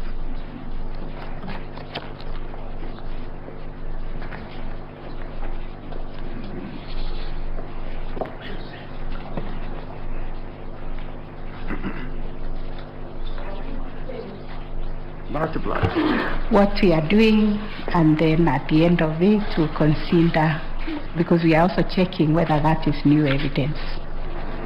Yes. I thank you. I begin by thanking the courts for giving me this opportunity to make my remarks as part of the rejoinder for the petitioner. My lords, when I used to be at Alliance High School, every year,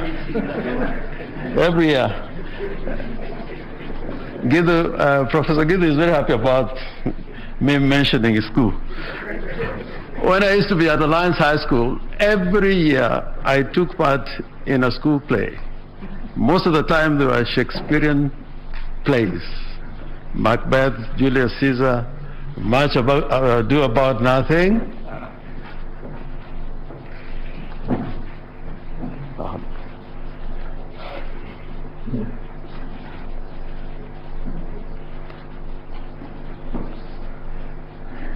Can I recover my 4 seconds? Yes, I was saying I acted in every school play for 6 years. And when I became a practitioner of law, I tended to have the habit, every time I would appear in court, to take some verse from those Shakespearean plays, be it a comedy or a tragedy. And one time, S.M. Otieno, from whom I learned a lot as a young man in the practice of criminal law, he told me when I took my seat, did you read the charge? Did you look at the statements? Did you analyze the elements or the ingredients of the offense? Always remember, as a lawyer, that oration is not good enough. Substance counts when you appear before the court of law. And I'm saying this because in 2017, when you had a similar petition before your lordships, some of the advocates who are in that petition, acting for the respondents, when we presented our petition, said that what we presented before the court was a science fiction. And I'm not surprised that even at the beginning, and it's well covered in the media, that what we have presented before you is fiction. And because it is fiction, you had a lot of speeches which I think do not belong to a courtroom.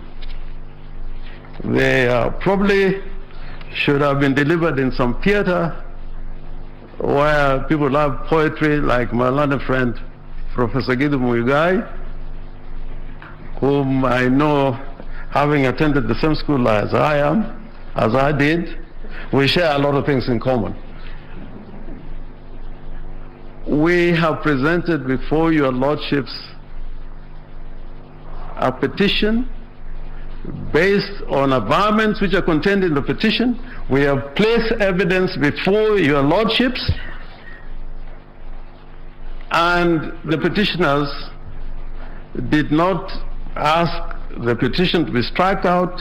Instead, they filed volumes and volumes of affidavit evidence, and I've addressed you at length on matters relating to the petition. And yesterday, I remember when your lordships and my ladies asked questions to the respondents, my learned friend Mr. Gidu Muigai said those questions were difficult questions, but they are not as difficult as the questions which were directed against the petitioner. But having said that, there is an important point about this new constitution. And I'm so happy that your lordships and your ladyships some members of this court were part of the process of drafting this constitution. And my lady Justice Njoki asked a question which was very pointed. Why did we create these commissions? Why did we create these independent offices and secure their tenure in the Constitution? And the answer is that we are dealing with an imperial executive. The commissions became an insurance policy for the protection of the sovereignty of the people. And if you look at Article 249, the commissions and independent offices are required to protect the sovereignty of the people. And what better tool to use in order to protect the sovereignty of the people than to have fair and free elections conducted by an independent body.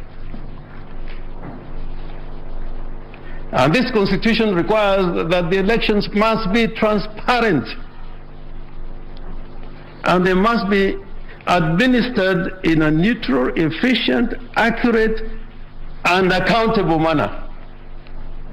I would have hoped that if the Electoral Commission was indeed carrying out an election that was free and fair, transparent, and accountable, they will be offering all the evidence, including what is in the servers, that this is what went on, this is the record, this is the return of the elections that were held on the 9th of August 2022.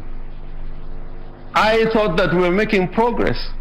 Your Lordships and my ladies, there was a time that we used to file petitions against even the President of the Republic of Kenya under the old constitution.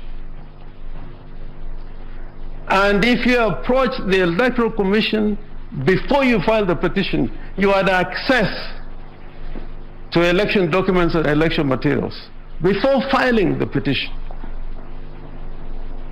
And I did that so many times. My other friend Firoz Norji would tell you, because I was a petitioner. And he filed such a petition. Now, to get information from the Electoral Commission even after filing a petition and an election has been conducted is like the road to hell. Because that's what it is. And in Article 249, the sovereign, who is the people of Kenya, require of the Electoral Commission as a state organ to secure the observance of democratic values and principles and promote constitutionalism. Not just in the conduct of the elections, but even the way it runs its affairs. They cannot pretend that they are conducting elections and valuing and securing the principles of democracy as contained in Article 10 of the Constitution, and yet within the body itself, they don't value these principles that are not discretionary. They are, every state organ, every person is required to act in accordance with Article 10. What does the chairperson of the Electoral Commission do in the circumstances, not only with this case, but even in previous occasions? In the Electoral Commission, instead of having a commission of 7 commissioners, and you have seen the factionalism here, you have a triumvirate, you have a trioca that is moving together all the time with the secretary of the commission. This is not what the Constitution desired or contemplated. If you look at Article 88 of the Constitution, the mandate of the Commission in relation to the supervision of elections and referenda, at the end of that Article 88, and I think this is important,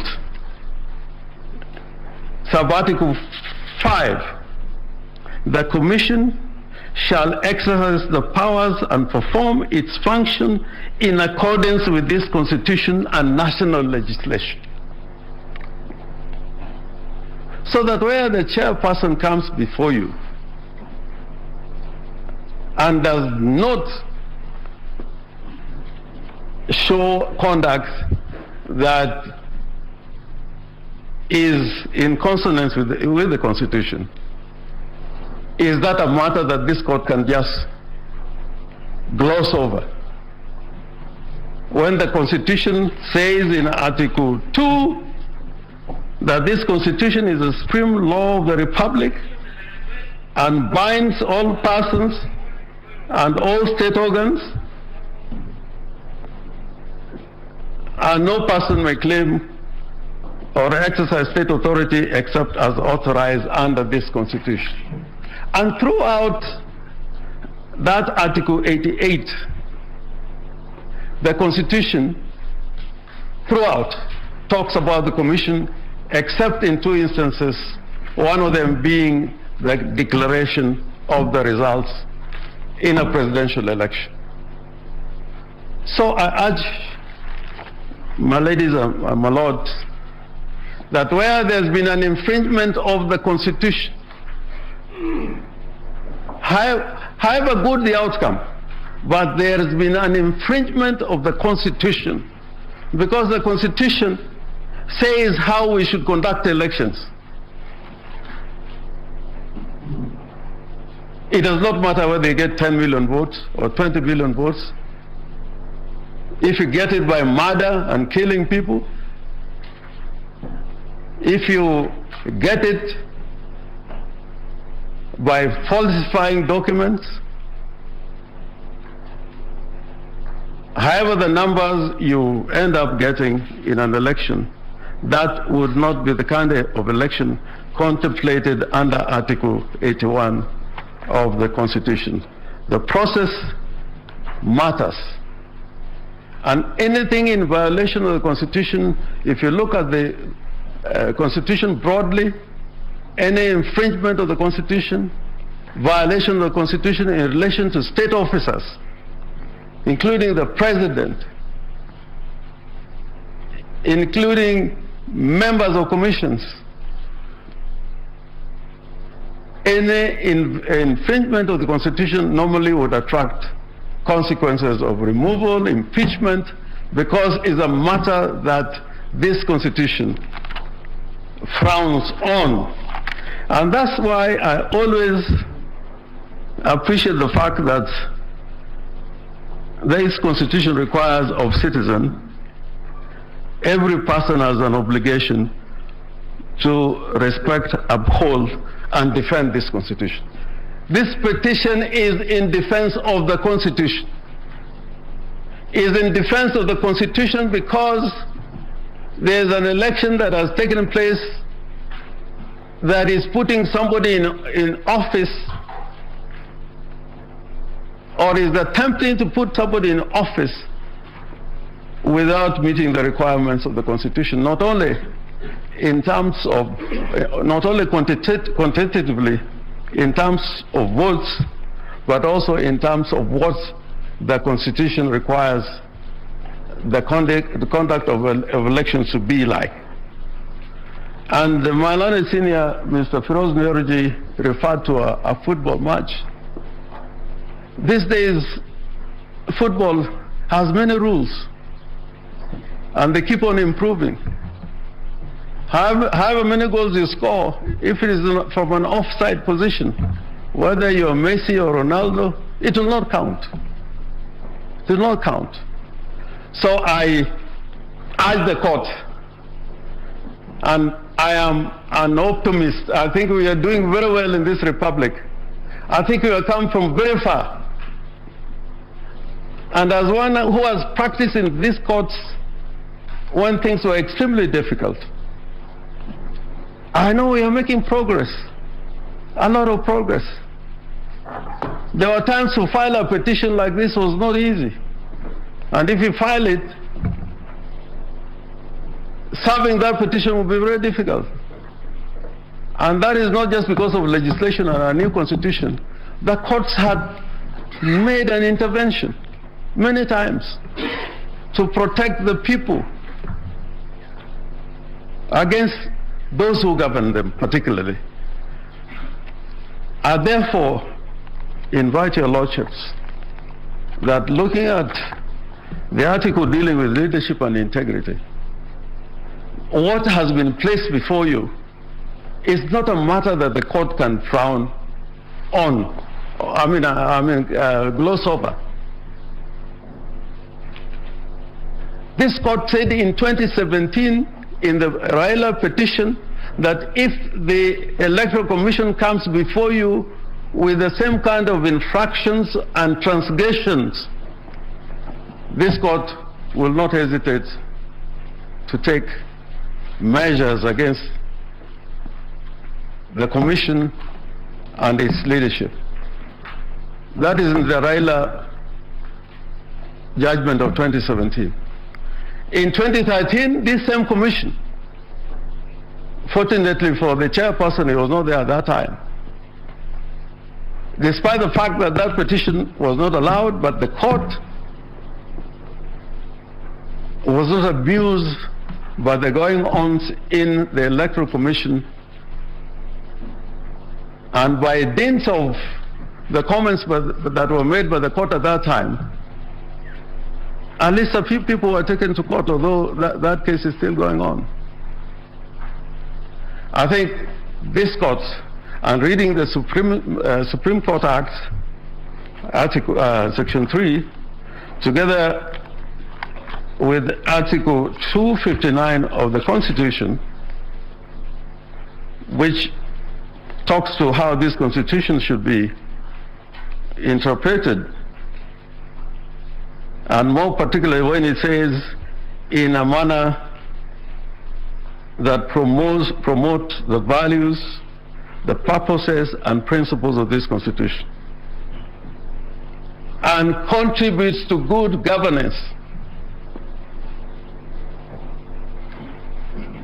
So I urge this court with all the humility that although this is a petition basically under Article 140,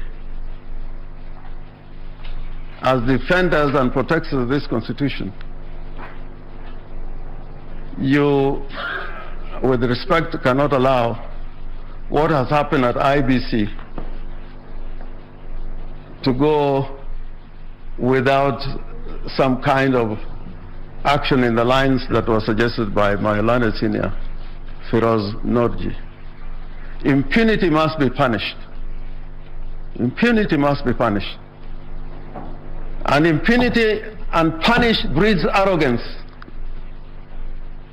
And arrogance leads to arbitrary exercise of power. And without that being done, this commission, which has got the protection of the Constitution, without the court making some interventions, it still be a divided commission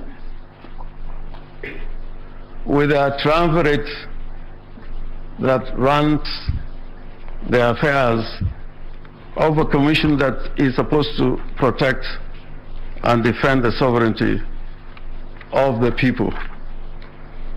And what I'm saying in a nutshell, that this election cannot pass on account of violation of the Constitution, even by the constitutional dictates how this commission should run its affairs. If they cannot conduct their affairs in the manner dictated by the Constitution, then how can they preside over an election, and that election have some legitimacy to the people of Kenya and to the world. Secondly, and this would be my last point, that if you look at Article 138, sub-article 4, and my learned friend Mr. Otiende addressed you on this, that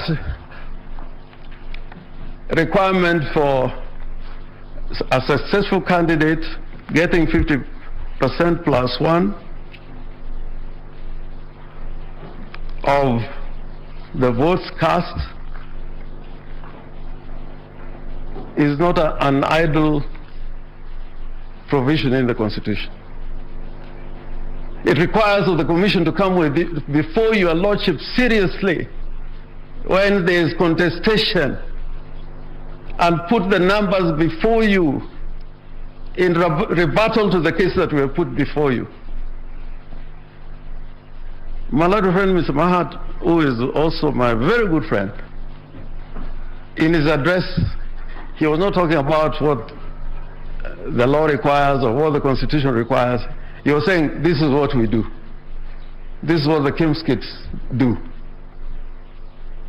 There was no constitutional or legal foundation that he was resting his arguments. And therefore, yeah, my ladies and your lordships, I would ask the court to apply the provisions of the Constitution to the letter holistically and allow this petition and return this country and back to the people who are sovereign, and let a proper choice be made of the person who is going to lead Kenya in the next 5 years.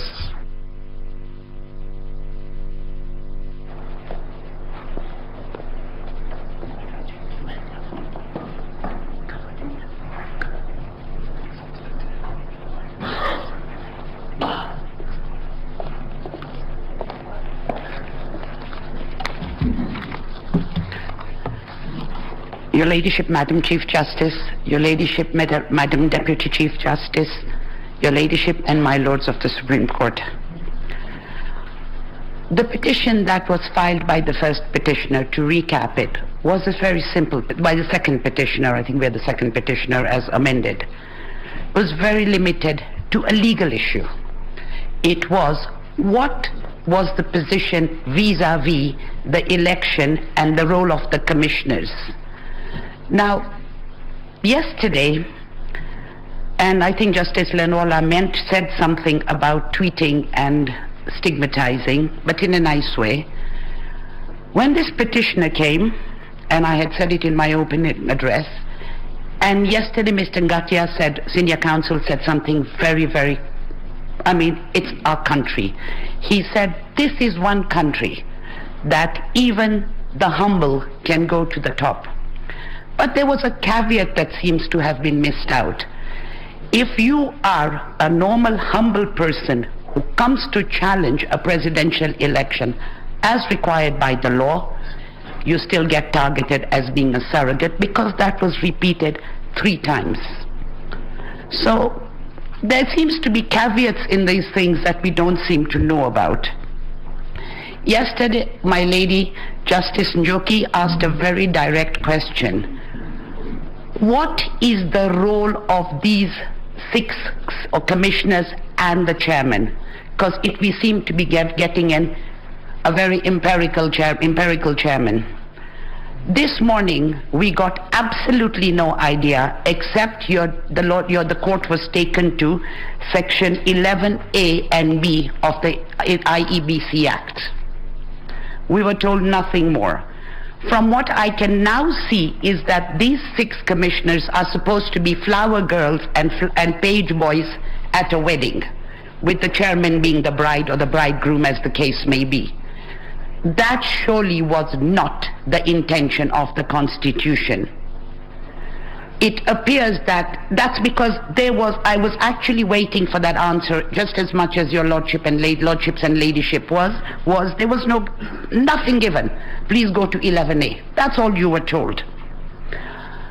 We have an umpire, and I'll use it in the cricket term because in football it's called referee. But here in the cricketing terms, it's called an umpire. It is supposed to be an independent umpire. But I heard some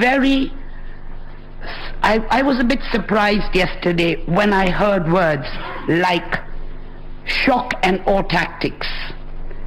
And surprisingly, the shock and awe tactics actually came out in one of the protagonists, the ones, the protagonists of We've Won, and that was in one of the affidavits.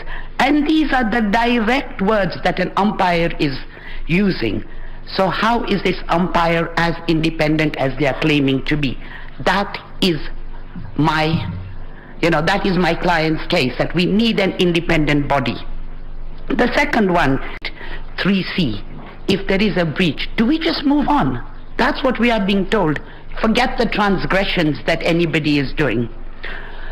Justice Lenola, in the opening day after the petitioners had made some submissions, asked a question which I didn't see anybody answering.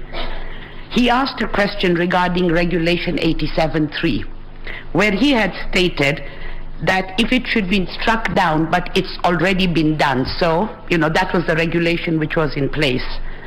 If your lordships and your ladyships will look at my submissions, my original submissions we had filed, and we specifically addressed that issue. What is a nullity is a nullity, and I believe it is in the McFoy case, it's an English authority, that we have quoted in our original submissions. So I hope, Justice Lenola, it answers your question. Thank you. Because I think nobody here actually took those questions seriously, they didn't answer them. And I don't mean to be disrespectful or being facetious at all. As far as from what I can see is that this, by the law, by Article 138(3)(c), it says commission. We were told commission, but it doesn't say commissioners. That was a distinction being made yesterday. It says commissioners, doesn't say commissioners, but commission. With due respect, all those commissioners are appointed, not at the same time, but go through the same rigorous process. Does it mean all animals are equal, but some are more equal than others, which means the chairman is more equal than anybody else? These, like I've said, and I repeat again, are just flower girls and page boys. That surely cannot be the intention, could not have been the intention of people who drafted this constitution. We go back to where we started from, and I've said that in my original submissions. Where did we come from? We need to know where we came from. One man show? Surely that cannot be the issue. The other issue that the Chief Justice asked yesterday, why was it not declared to everybody? And that's where my client, that there were all these problems, these commissioners had walked out, the transparency, accuracy. Nobody has given us that answer as we sat through this today. You specifically asked, Madam Chief Justice, why was it not declared that there were these problems, 27 constituencies? Nothing. We couldn't do it because there was a problem. I don't want to go into Maina Kiai case, but you were quoted paragraph 287 of the Supreme Court, which I called RILA, which was RILA 1 or 2. But please, before just looking at 287, please look at paragraph 292 of this court's decision. I don't want to repeat it, but this court specifically said, it is in my original submissions, we fault the appellant, who was the IEBC, and the chairman, who was the current chairman, for there being no verification by the commission. We've been told we've misread the section because it's polling stations. With due respect, if it was going to be only polling stations, why send it to the National Tallying Center? It is for the public to know there were mistakes here, there were no mistakes. whatever else there was. A question was asked by the court yesterday. Why did the running tallying stop? Nobody's given us an answer. All the difficult questions that we were to get answers for, to which my client, as a voter and as Wanjiku, I keep on saying, we have not received any answers whatsoever. No affidavits. In fact, the sad part is, despite this whole matter being consolidated, we were considered the surrogates. Nobody sent us any papers to sign. I have two requests from this court, as I have said, and this was what I was thinking of last night before I went to bed. Where it is established that a state officer is subverting the Constitution and the rule of law, the court's hands are not shackled by procedural niceties. This is the beauty of this Wanjiku Constitution that we have. It's transformative, and some people say it's a very overused word, but in these circumstances it's ideal and can bite when occasion demands. The toothless bulldog is long dead and buried. Please, Madam Chief Justice and honorable judges of this court, bite and bite for the glory of this court. And in closing, whilst we were told our petition is much ado about nothing, and like I said, we've really been battered, but we shall soldier on. I will use Martin Luther King's words, because I suppose, unlike Professor Gidu Muigai and Mr. James Orengo, I went to a school where they didn't teach us Shakespeare, they taught us Things Fall Apart. They went to the posh schools. And all Martin Luther King said in 1968, at the speech given at the National Cathedral, we shall overcome because the arc of the moral universe is long, but it bends to justice. That's all we request. Can we have justice for all of us, for the voters? Because the two parties just think about themselves. They forget us, who are the voters. Thank you. And I donate my 4 minutes back to the court. Thank you. We will have the third petitioner, Youth Advocacy Africa, Peter Kireka.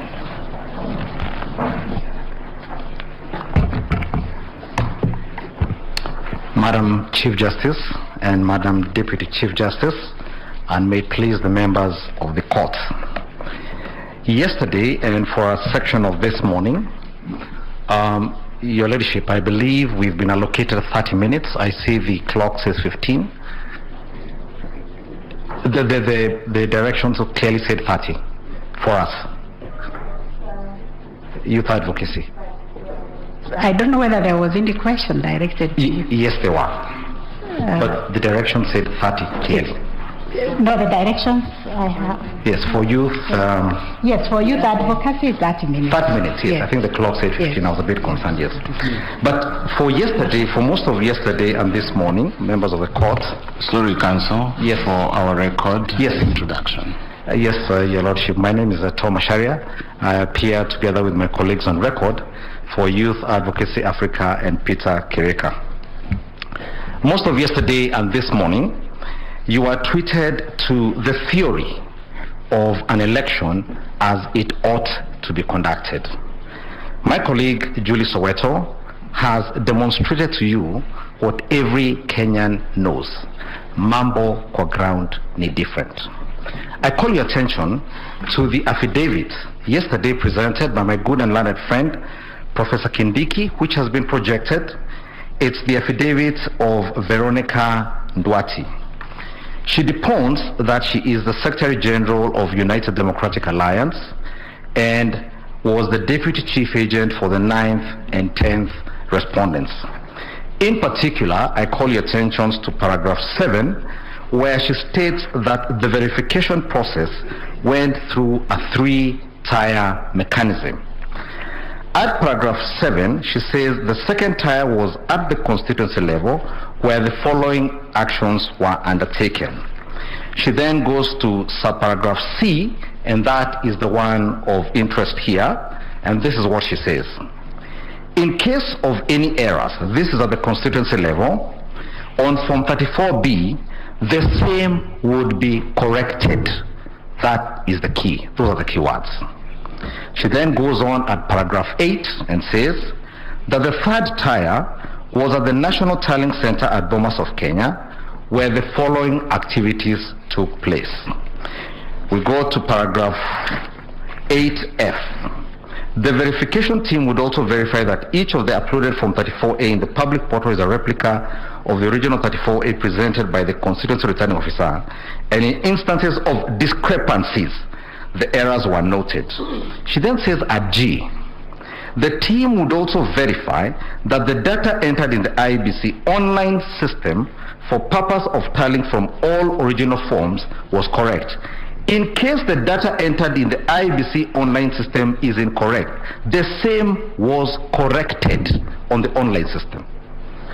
She then goes at J, a verified Form 34B would thereafter be generated at Bomas.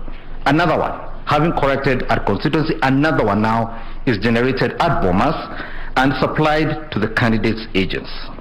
I specify these particular provisions because, members of the Honorable Court, this is precisely what the chairman of IBC was told in the minor KI case he could not do. And it bears reading because, as has been repeated here severally, and perhaps I shouldn't repeat it too many times, he is qualified to be a Supreme Court judge. And so we know he understood minor KI. So it is important that we understand what he did not understand about the following passage. It is evident, I'm reading from minor KI, it is evident to us from the above sequence of events that the role of the chairperson of the appellant is circumscribed. Article 138 deals with events at the polling stations where votes are counted, tallied, verified, and declared. The appellant, that's the commission, as opposed to its chairperson, upon receipt of prescribed forms containing tabulated results for election of president, electronically transmitted to it from near 40,000 police stations, is required to tally and verify the results at the National Tallying Center without, this is the key word, without interfering with the figures and details of the outcome of the vote as received from the county tallying center. Minor KI states further, the chairperson, on the other hand, is appointed under Article 250 of the Constitution. The chairperson cannot be and is not the commission. It goes on to say, and I say this because my good friend George Morogo this morning told you that whether the chairman is the commission or the chairman is a matter of context. It is not a matter of context. Minor KI put that debate to rest once and for all. And finally, to suggest that there is some law that empowers the chairperson of the appellant as an individual to alone correct, then that's the word, correct, vary, confirm, alter, modify, or adjust the results electronically transmitted to the National Tallying Center from the constituency tallying centers is to donate an illegitimate power. Such a suggestion would introduce opaqueness. These were the words used by the four commissioners who disagreed with what was going on at Bomas. Opaqueness and arbitrariness to the electoral process, the very mischief the Constitution seeks to remedy. I don't know how much clearer it can get that what the chairman of the commission did was the very opposite of what the Constitution required him to do. Now, minor KI was itself based on several decisions of this court.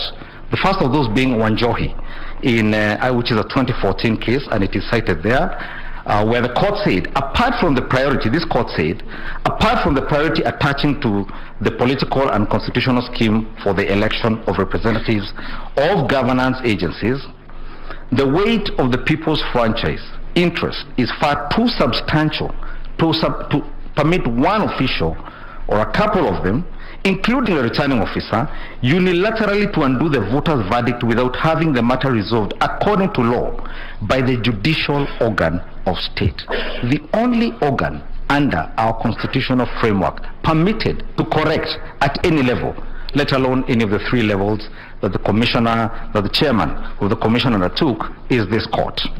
It is manifest to this court that an error regarding the elector's final choice, if indeed there is one, raises vital issues of justice such as can only be resolved before the courts of law. We reiterate as we conclude that there is no doubt from the architecture of the laws we have considered that the people of Kenya did not intend to vest or concentrate such sweeping and boundless powers in one individual, the chairman of the appellants. Now, as we stated, the chairman is an eminent lawyer, qualified to be a Supreme Court judge. It is extremely unlikely he did not understand what Maina Kiai had told him. And the only reason he would then have proceeded in the manner that Veronica Nduati tells us is that, to use another Kenyan phrase, mtadu, what are you going to do about it? That is the only reason one can find for what he did. Yesterday, the commission came and told you that the system was accessed thousands of times by officers at the Bomas. And so clearly, you had returning officers, specific special returning officers, assigned to changing forms on the portal, as has been demonstrated this morning. In our submission, the alterations made to this system, to the forms, these so-called corrections that were done at 3 levels, so alterated and contaminated the outcome of the election that it is now incurably defective and incapable of being rescued. Now, we were challenged to demonstrate from their own forms what the problem was with the forms. Now, time doesn't permit me to take you directly to those affidavits, but the commission has filed an affidavit through the firm of Iseme Kamau and Maema in our petition, the affidavit of Esther Wanjiko Wanjohi. She attaches 14 forms. That's about a quarter or 30% of the forms that you asked to be taken through the scrutiny.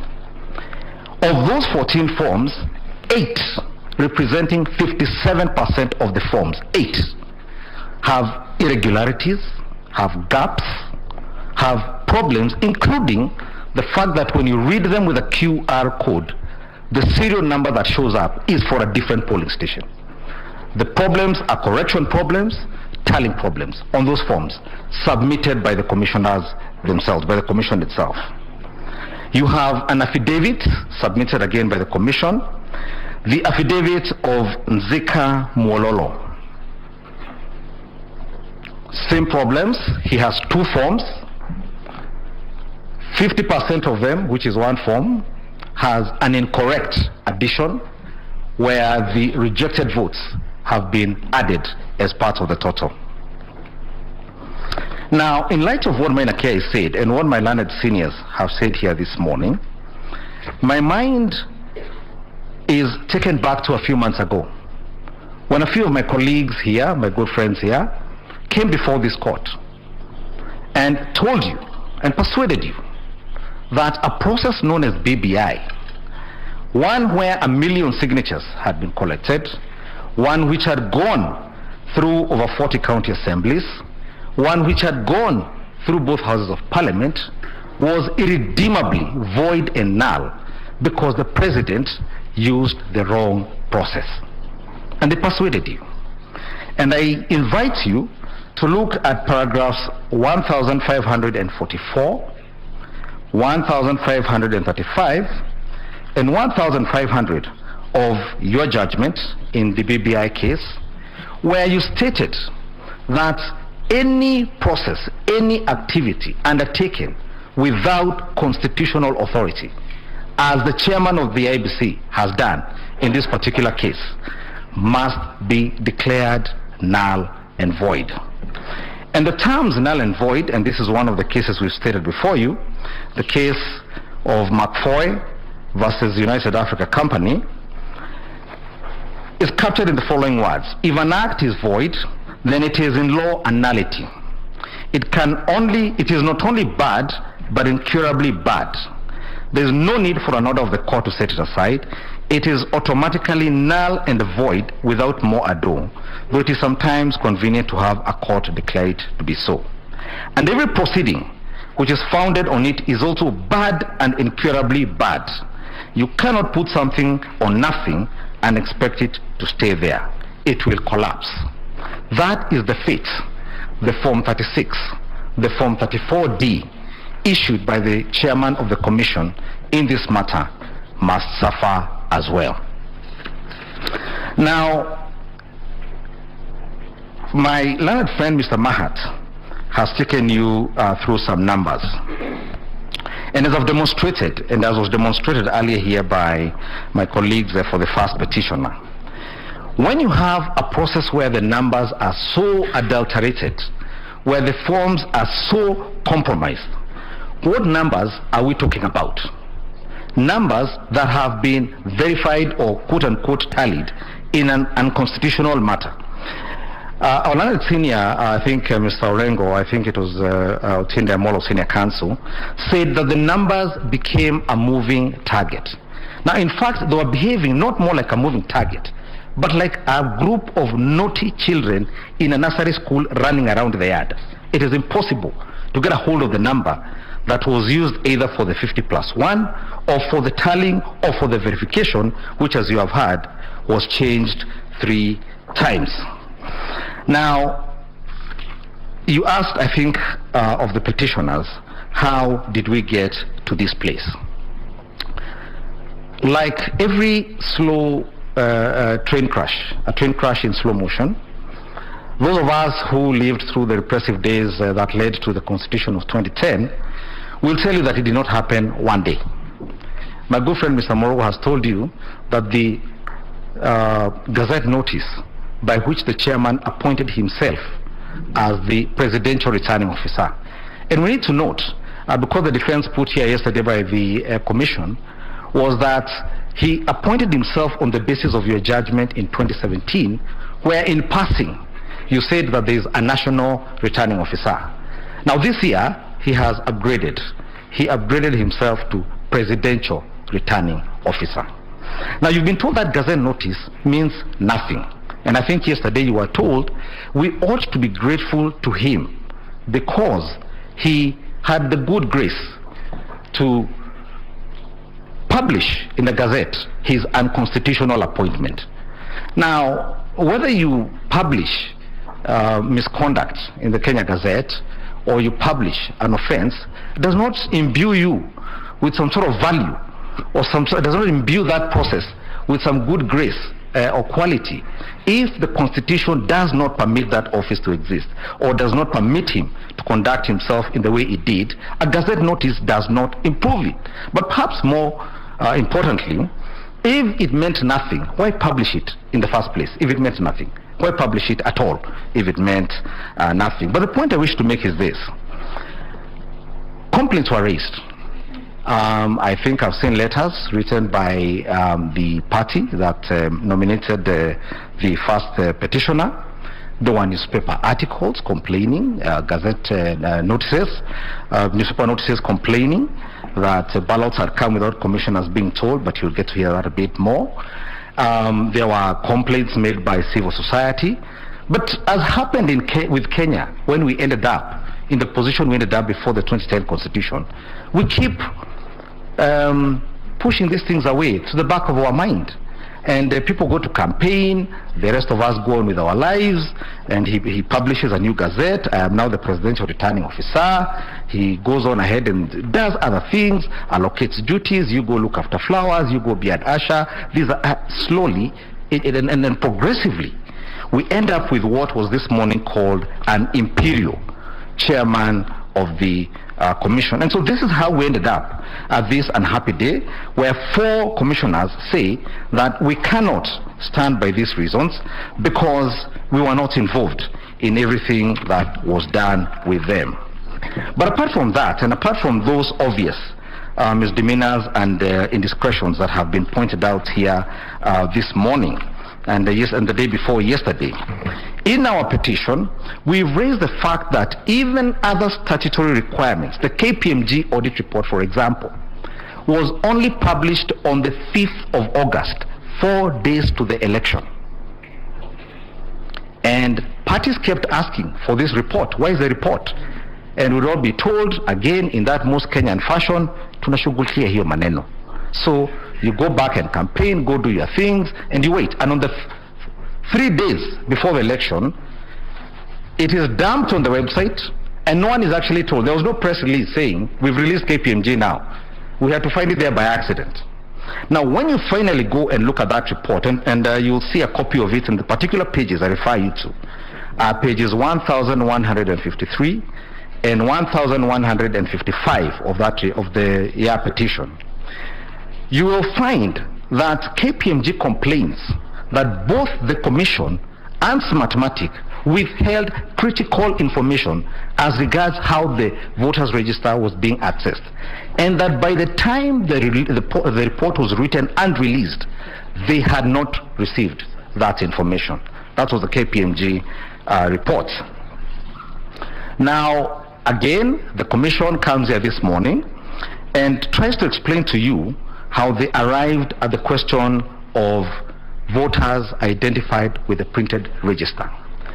One of the things you will not find in the affidavits filed by the Commission is an account of how many Form 32As were signed as required by law.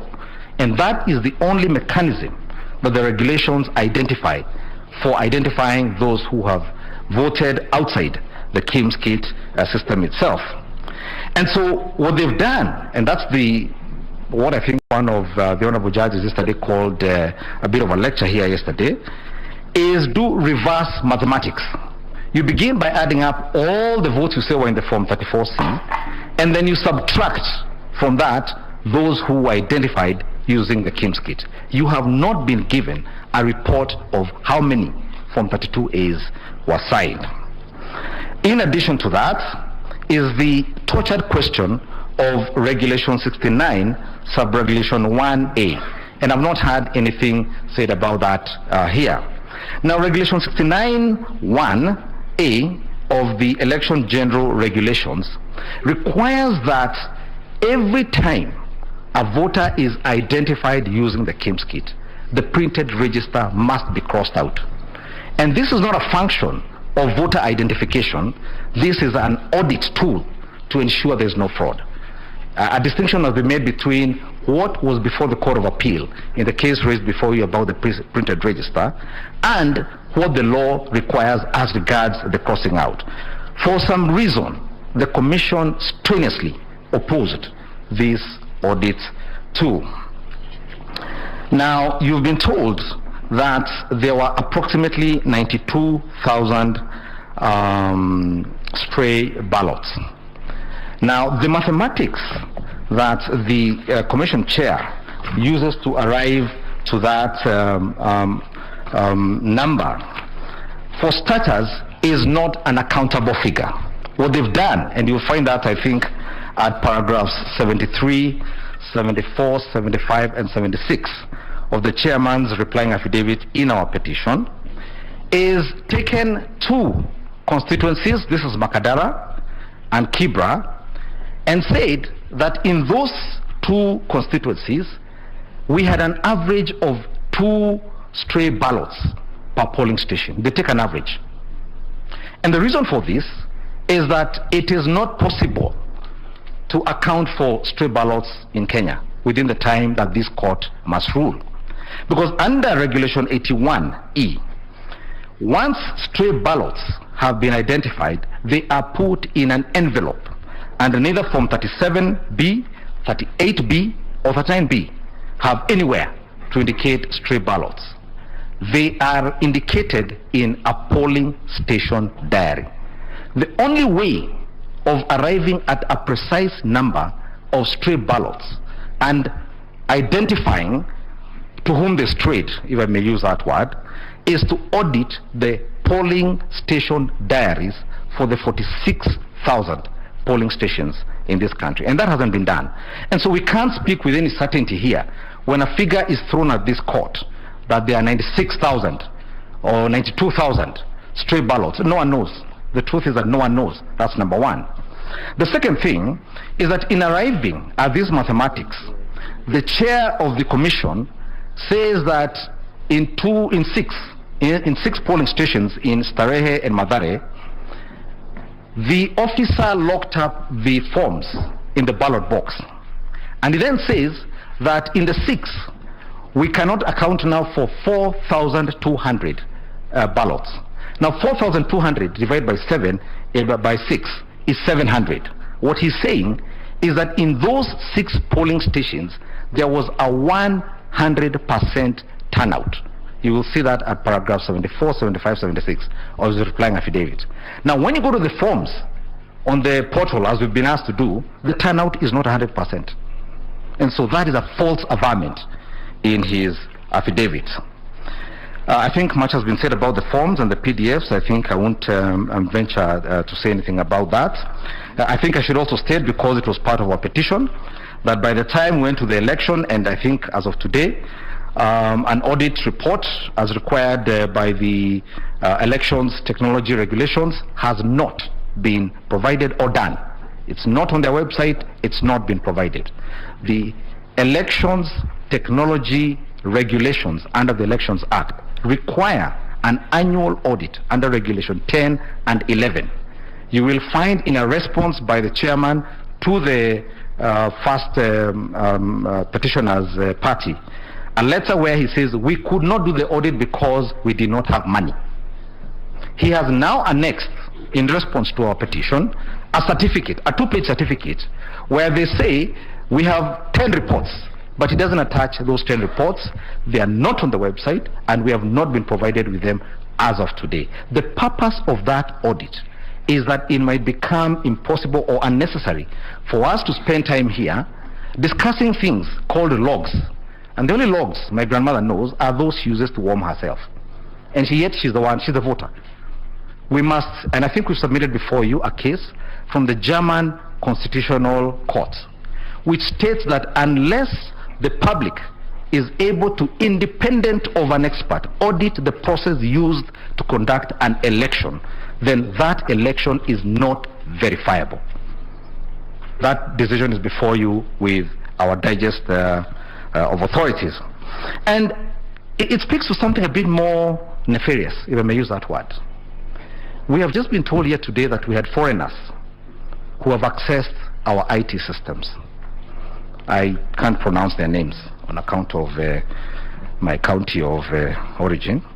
Now, and what has happened is that, and the submission I would make, is that the IEBC ceded control of the process of determining the sovereign will of the people of Kenya to a foreign entity that now says that that data is the intellectual property and cannot be shared with Kenyans. And there are very, very serious questions that arise. And I say this because they were asked of the chairman of the commission. For example, this data, they now say is theirs. Has it complied with the Data Protection Act? Was this company subjected to the provision of Section 31 of the Data Protection Act? And what are the consequences of surrendering our data, our biometric data, to foreigners who now tell us that is now their intellectual property? And I think Kenyans would be forgiven for saying that we're going soon to have leaders made in Venezuela, not in Kenya, not by Kenyans. Allow me to use the few minutes left to address some of the questions I think you raised, especially as regards remedies. But before that, let me just point out that amongst the other failures by this commission was to provide the Parliament of Kenya with amended regulations, which they promised to do last year, but presented amended regulations in June or July as Parliament was going on recess Sendai. And so again, they'll come and tell you the law was not amended for us to rectify some of these things, but they submitted their proposals late again and outside the election operations plan that they had said they would do. Now, printing of ballot papers. A specific question was asked of them. This company that you have procured, rightfully or wrongly, is accused of having led to the postponement of an election in Nigeria. And the chairman again said, there's no problem, tunashughulikia hiyo maneno. On the 8th, we have the largest postponement of elections in the history of Kenya. The elections postponed on 8th August was the largest number of postponements in the history of Kenya. So what should we do? Kenyans who run into problems and who find complicated issues they don't know what to do with, I always want to say, do something. Can somebody do something? Somebody should do something. That is what we say. But this honorable court has the power to do something. And it has power to do something even in the face of an imperial commissioner, chairman of the commission, who quite casually says, Mutadu, do something. You have power under Article 140, and again, in my view, I think the question was asked here about the utility of Section 80, subsection 4 of the Elections Act. Now, I think given the time limitations that this court has to do a recount and a retally properly, that section is one that is not very helpful or useful. The requirement of the Constitution under Article 140, sub-article 3, is for a nullification of an election that is found not to have been in compliance with the Constitution. That is number one. Number two, I think the judge asked of us, what is to happen if we are to then find that this chair violated the Constitution or committed crimes? Again, that is a question that has risen here before. I think in 2017, we have an Election Offences Act. We have Article 251, which make provision for what is to happen to errant and imperial officers, public officers, such as the one whose case is before the court today. And so I think it would be premature to start anticipating what were to happen, because I think our Constitution has sufficient, and I think we must trust it. We must trust our Constitution and the mechanisms it has created under Article 140 and other articles for what is to happen in that eventuality. Madam Chief Justice, Deputy Chief Justice, I want to thank you for the privilege of your attention, and unless there are any questions left for me, I will donate my 1 minute back to the court. Thank you very much. Thank you. 15 minutes given to the fourth petitioner, Khalifa.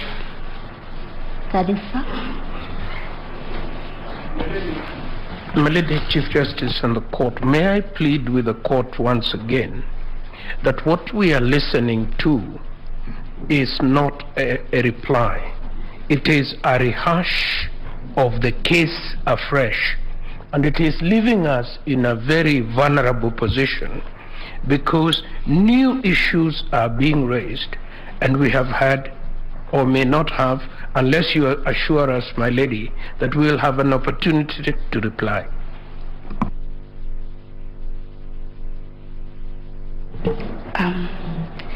I think we have already cautioned counsel to reply on points of law, and you can see all of us are busy. We know what are points of law in our reply, and we know what we ignore.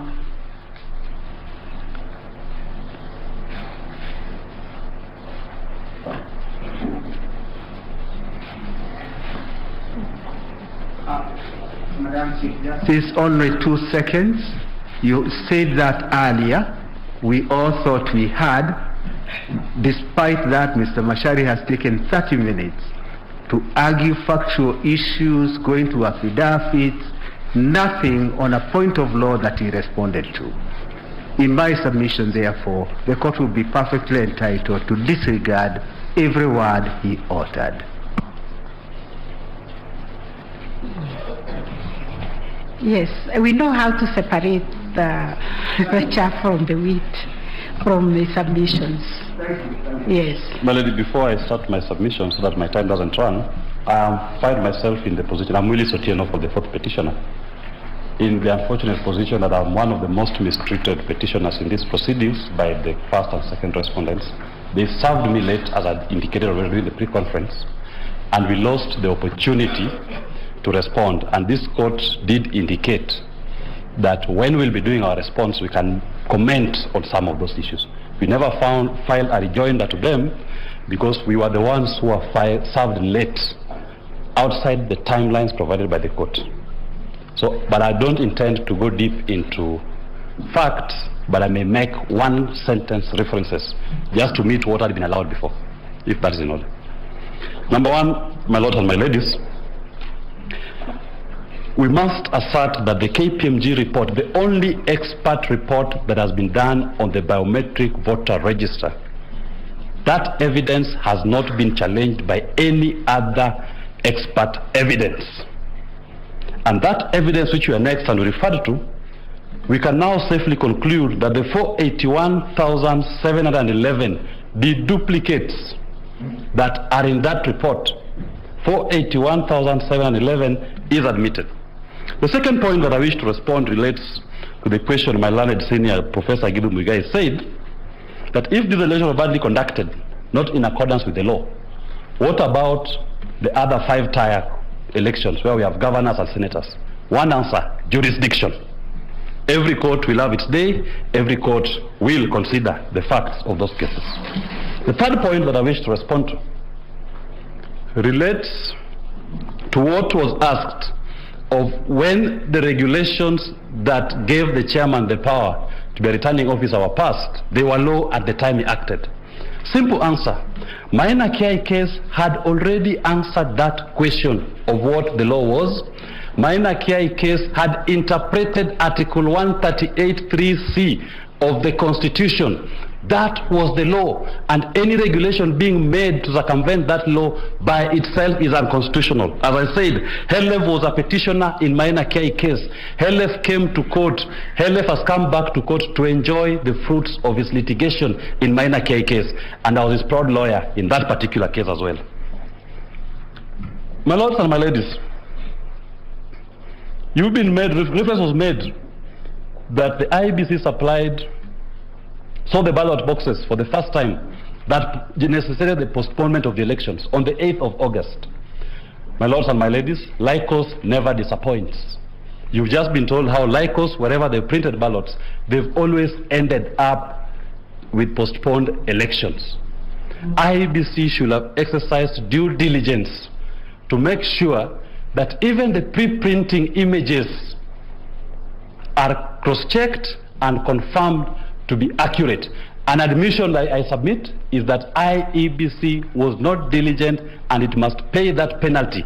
It cannot transfer the consequences of their lack of diligence on the people of Kenya through fake elections.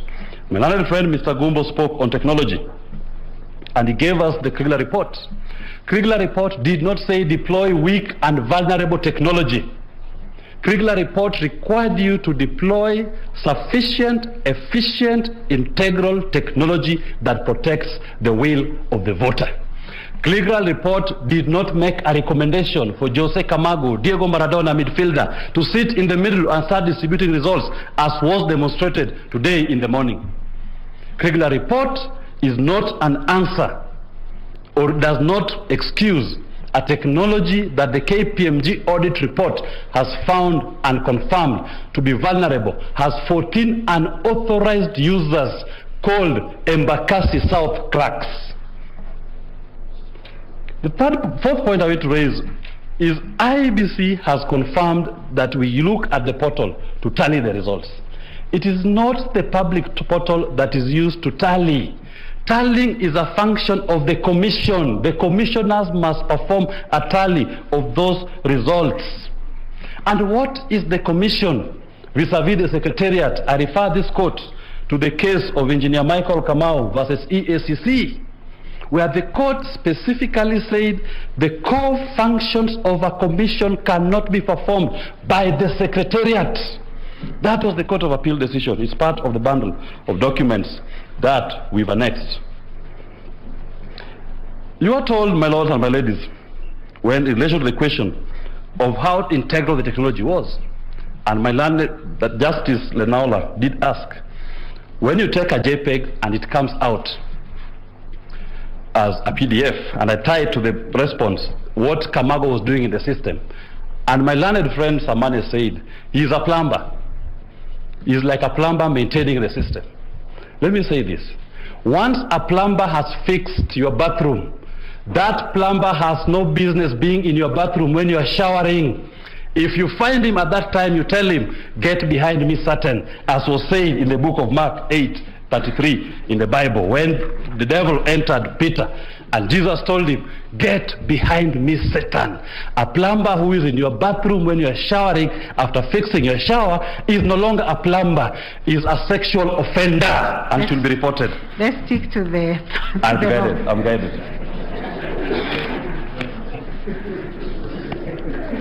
Mr. Somane took you through several forms, explanations, trying to explain what is voter turnout, the Kim's kit. At the end of the day, when you leave, are you able to answer the constitutional threshold, the question, are those results, or sorry, is that system of technology simple, verifiable, and accurate? Why the many explanations? Why the kizungu mingi? It should be simple, accurate, and verifiable. What we've been shown is not simple, is not accurate. This court is still left with so many questions as to the true Kim's kit logins, as to the true and exact turnout of voters as at 5 p.m. on the 9th of August. You are told that parties must have their own agents to present things here. My petitioner is not a political party. He is not a candidate, but is a voter entitled to participate in elections and to present a petition. The obligation, legally speaking, is on IEBC to provide a free, fair, and verifiable election. There is no obligation on a voter like Hele Khalifa to hire and recruit agents all over the country to watch how the elections are conducted. If you do so, then you will forever relegate the participation of the people of Kenya in a free and fair election to the ability to hire and deploy over 46,000 agents in all the polling stations to watch over their vote and the votes of others. The question was asked, the question was raised by Mr. Ngatia, that election officials are tired, they need to go back to work. Convenience again. I say this. Our constitutional values and provisions should not be sacrificed at the altar of convenience. If the election officials are tired and cannot do another election, please, we have more Kenyans who are willing to do this work properly. Give them that opportunity. And that ties to the point that was said, that Kenyans cannot be in elections in perpetuity. Kenyans must get it right. And I say this with due respect to this honorable court, that the Supreme Court has a higher obligation when it comes to this issue, to ensure that we get what we call regime legitimacy. In countries like DRC, once a presidential election is concluded, it goes to their Supreme Court, the Constitutional Court, to get a validation, regime legitimacy. That is what Helef is questioning here. In a fractious society, highly political like this, just remove that, highly political like this, a Supreme Court decision gives regime legitimacy to that new regime.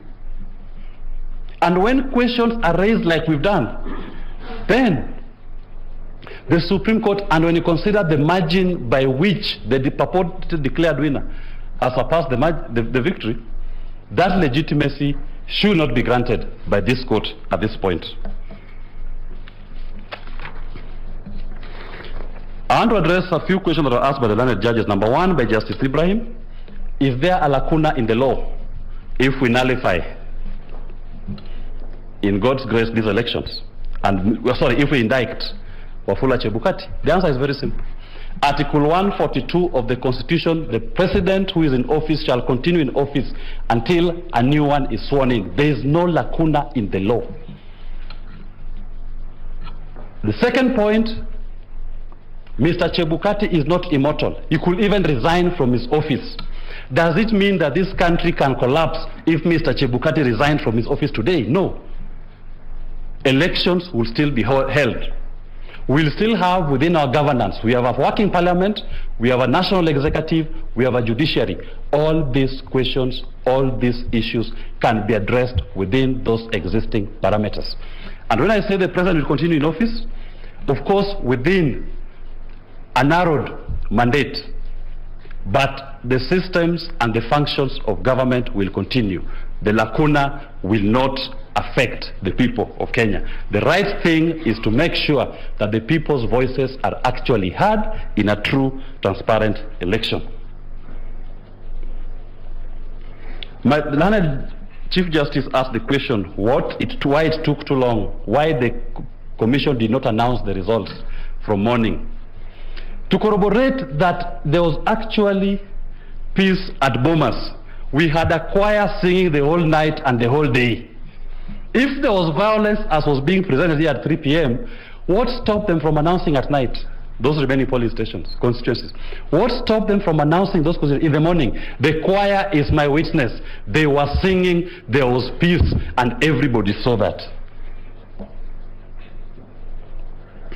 The other question that was asked by learned Justice, Deputy Chief Justice, about a dysfunctional commission, I wish to say this. The dysfunctionality of the commission has always been there. But it has been brought to us by what I call a celebrated group in this constitution. In 2007, Kipkirui, an individual clerk, came out and told us what is happening at KCC is cooking. In 2017, Roslyn Akombe came out and said, what is happening at IBC is not being done in compliance with the orders of this court. And she ran away, she fled this country. In 2022, you now have the commission itself, by a majority of its members, coming out to tell Kenyans that what is being announced are not the product of the commission. Should those commissioners be vilified? Should a commission that has made an admission of a failure of Tier 3 be vilified? I say no. That dysfunctionality should actually now prove to you that indeed the Constitution is working. On the question that I wish the court to consider, what would have happened if we didn't have this court? In 2007, we didn't have this court. And those who had been said to have lost the elections didn't want to go to court when they were asked to go to court. Because to serve a president was almost impossible. The hearing of the petition will have taken forever, even 5 years, the entire term. This court should not leave Kenyans in a way that they start questioning themselves, do we still have an avenue through which we can solve these political questions? That is a core function of this court. If the court fails to stand up to occasion, the ramifications on the people of Kenya will be dire, because people end up losing trust. So I urge you that do not err on the side of convenience, to tell the people of Kenya that when we can see some of these problems, convenience requires that Chebukati cannot conduct an election within 60 days. Let us not upset the elections. It will erode public confidence in this particular court, which will be catastrophic, as we witnessed in the year 2007.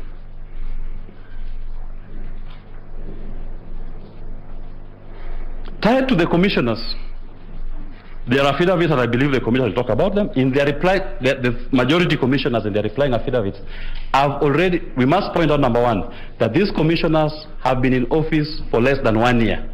September marks their first year in office.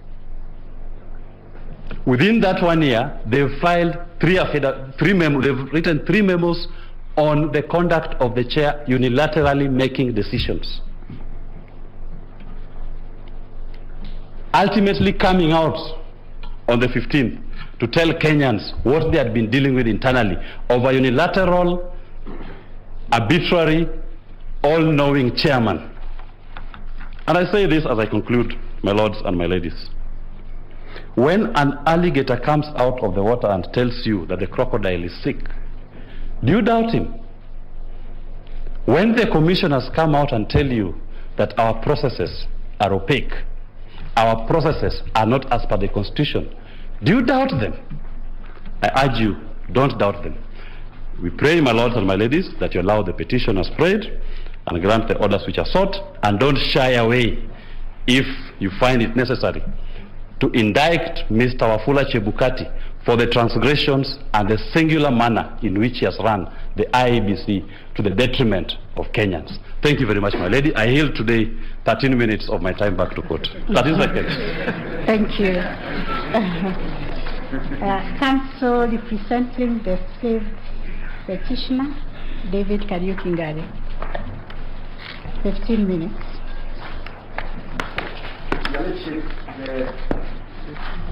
Your Lordship, the Chief Justice, Deputy Chief Justice, members of the court, may it please you that my name is Mamboleo.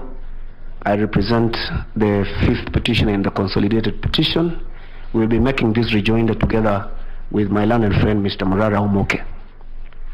Your Lordship, when we filed this petition, the response we got from the respondents was that this petition was frivolous. The other response, my ladies, my lords, was that the tallying, verification and declaration of results at the National Tallying Center is a preserve of the chairperson of the commission. That the rest of the members of the commission have absolutely no role whatsoever. I can quote my senior colleague, Mr. Kamau Karori, as deliberately insisting that the other members of the commission, the 6, don't have a role. That in fact, the chairperson of the commission has been extremely magnanimous, because at various points in this process, he's even involved them somewhat. The third response we got is that the election of the President of the Republic of Kenya is just about numbers. It is numbers, numbers, numbers. And then lastly, the respondents wanted to put this court in a dilemma, a catch-22 situation, by suggesting that should they exercise some powers under Article 140 of the Constitution and probably nullify the election, we are going to get into a situation that is uncharted constitutionally. Create fear. Your Lordships, your ladies, I want to suggest to this court, when you retire, to look at what we call the theory of false dichotomy. The theory of false dichotomy is an informal fallacy that is based on a premise that erroneously limits the options that are available. And what the respondents are telling you is that the Constitution does not provide mechanisms to deal with the situation that might arise for something that is expressly provided for under Article 140 of the Constitution. I also want to suggest to you, my ladies, my lordships, when you retire, to look at what came into the open about 3 years ago, which is called the CIA Rule Book on Disruption of Organizations. How do you disrupt organizations so that you do not have an organization working as it should? And when you have achieved that, then you come out and use the law to subvert the will of the people. On Bomas on the 15th of this month, of August 2022, it is now judicially noticed that the beaming of results stopped. It is now in public notice that commissioners of the commission, at least for them, came out and stated that they do not have anything to do with the result that was being announced. It is actually admitted that as this was happening, top in the mind of the chairperson of the commission, he knew and understood the process of tallying, verification and results to be his own precept. He's not even refuted it.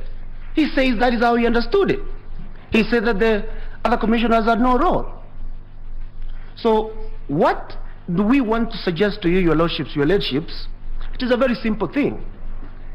That the reason why Kenyans were so glued to the television sets for almost 6 days is because the election of president is the only one thing that Kenyans do as a collective every once in a while. It is so important to them that you simply cannot joke about it. The reason your lordships and every Kenyan was glued to media stations for the 6 days is because you wanted to know what happened to your vote. So Article 138(3)(c), as read together with Article 38 of the Constitution, is in my view an expression of the greatest protection or the greatest gift that this Constitution has given to the benefit that is promised in Article 1 of the Constitution, that the people are sovereign. But if somehow you manage to capture the sovereignty of the people and set it aside by some scheme or something, then we are in a problem. And without taking too much time, because I associate myself with the submissions made by my learned senior counsels here, the important thing that we want to suggest to you, your lordships, is that when you retire, could you kindly borrow something that I know you already know, that Article 138(3)(c) of the Constitution is the ultimate protection that Kenyans have been given with respect to the presidential vote in a presidential election. And if you do so, then I'm sure you will come to the conclusion that Article 138(3)(c) is a peremptory norm of the Constitution. It is a jus cogens norm of the Constitution from which no person is allowed to derogate. Not the IEBC, not the chairman, not the President of the Republic of Kenya, and by no means, not even the Supreme Court of the Republic of Kenya. That this court must enforce the fact that this is the highest Grundnorm with respect to the protection of Article 38 and by extension the sovereignty of the people of Kenya. I will yield my remaining minutes to my colleague Murara Moke. Thank you.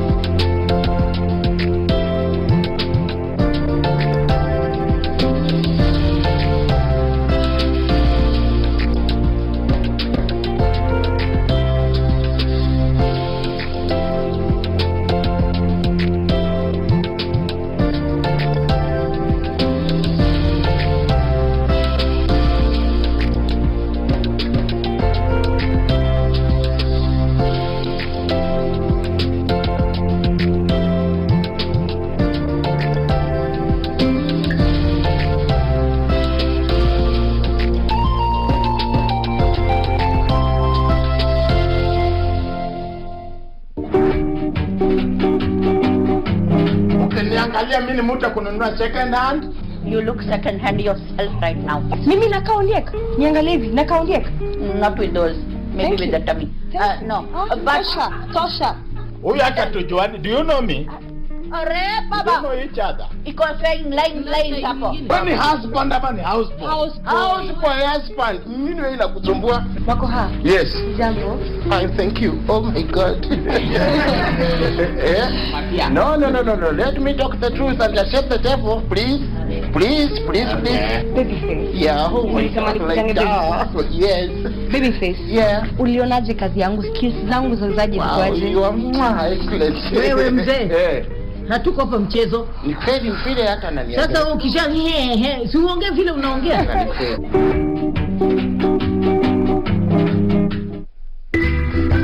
Mtu akiwa serious, akuwe serious. Life cannot always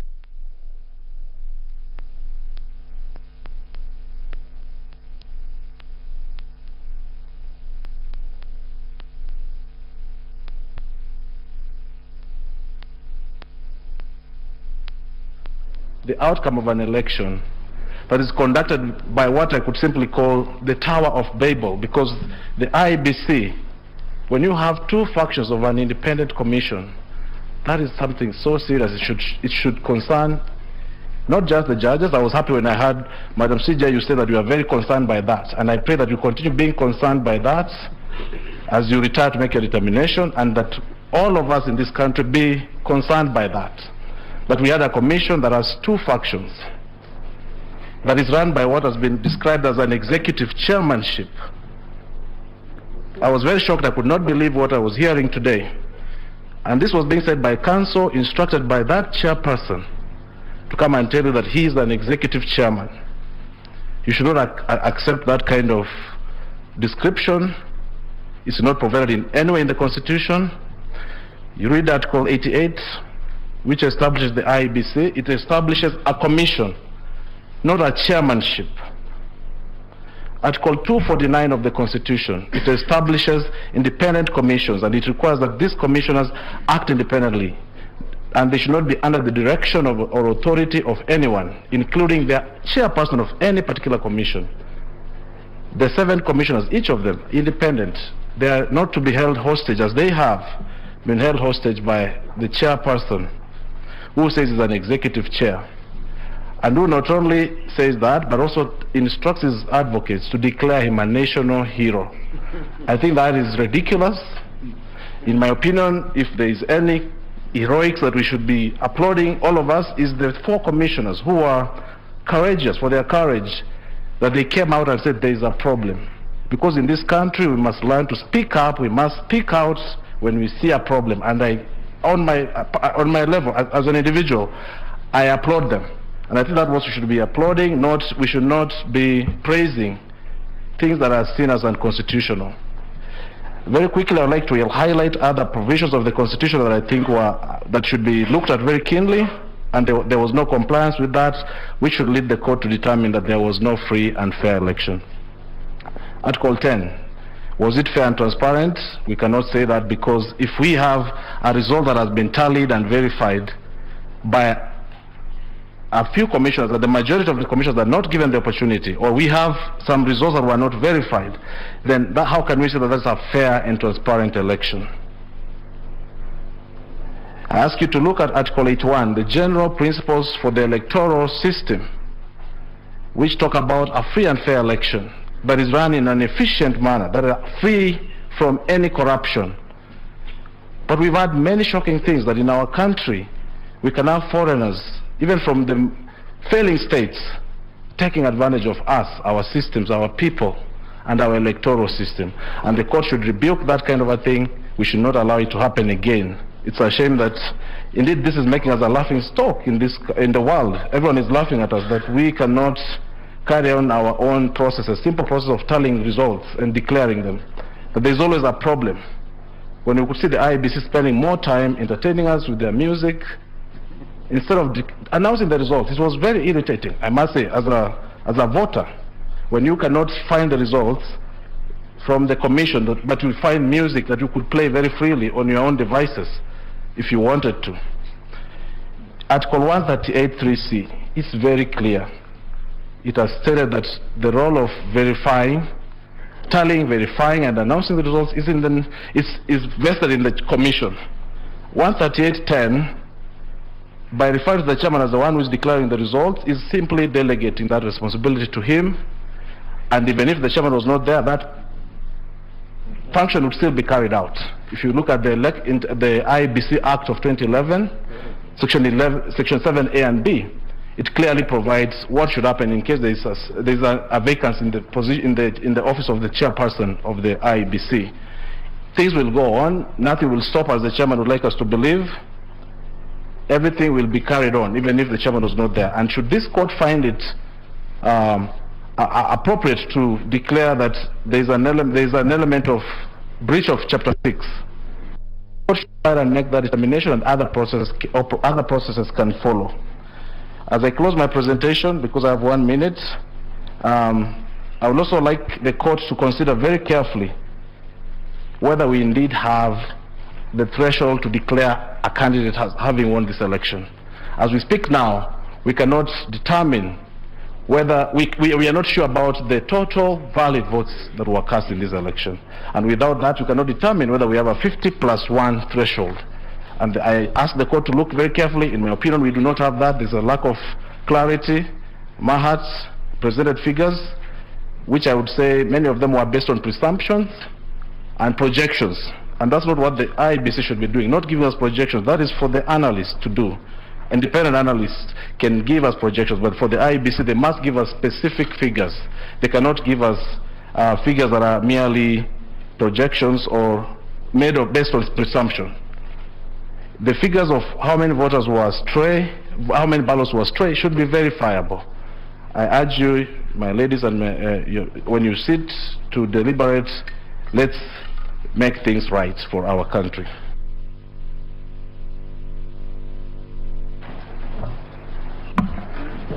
Madam Chief Justice, kindly permit me to seek your guidance.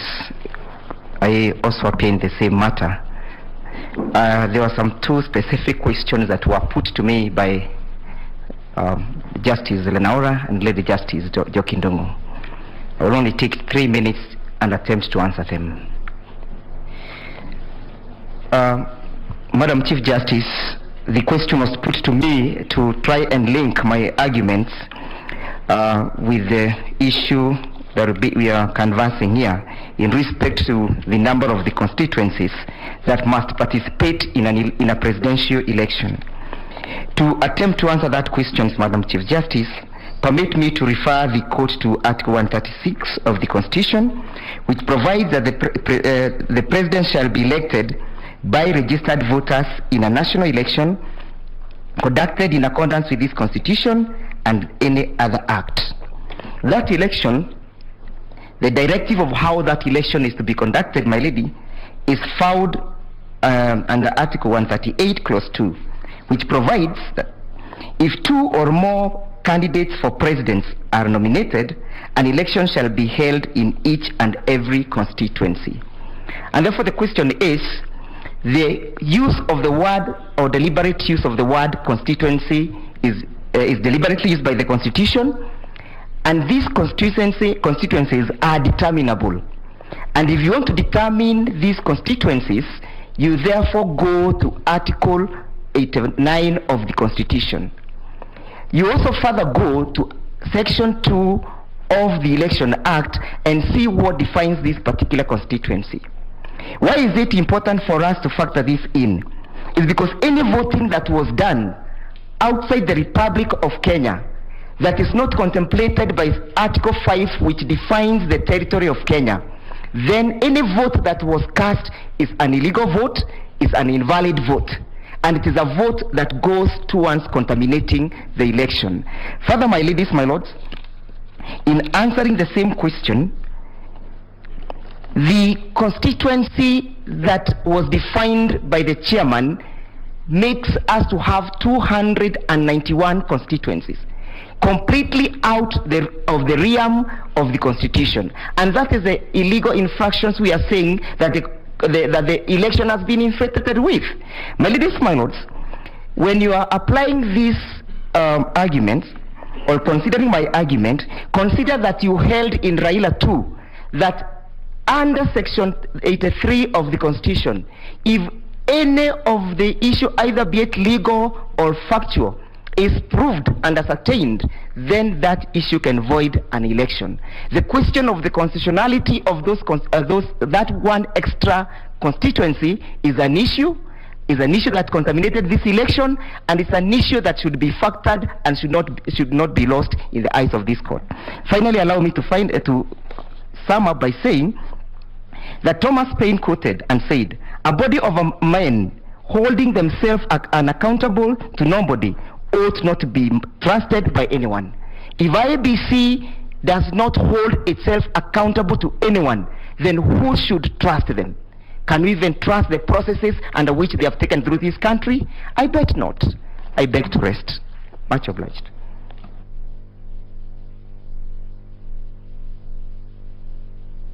Next is counsel for the 6th petitioner, Okio Mpata and others. 15 minutes.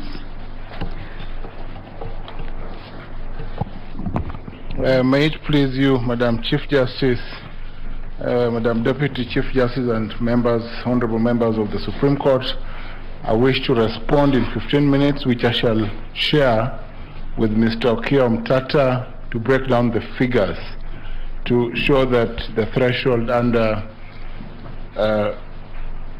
sub-article 4 of 138 was not satisfied because the numbers simply don't add up. But I will make a few remarks, Your Ladyship, because there are a few questions that I needed to respond to as well.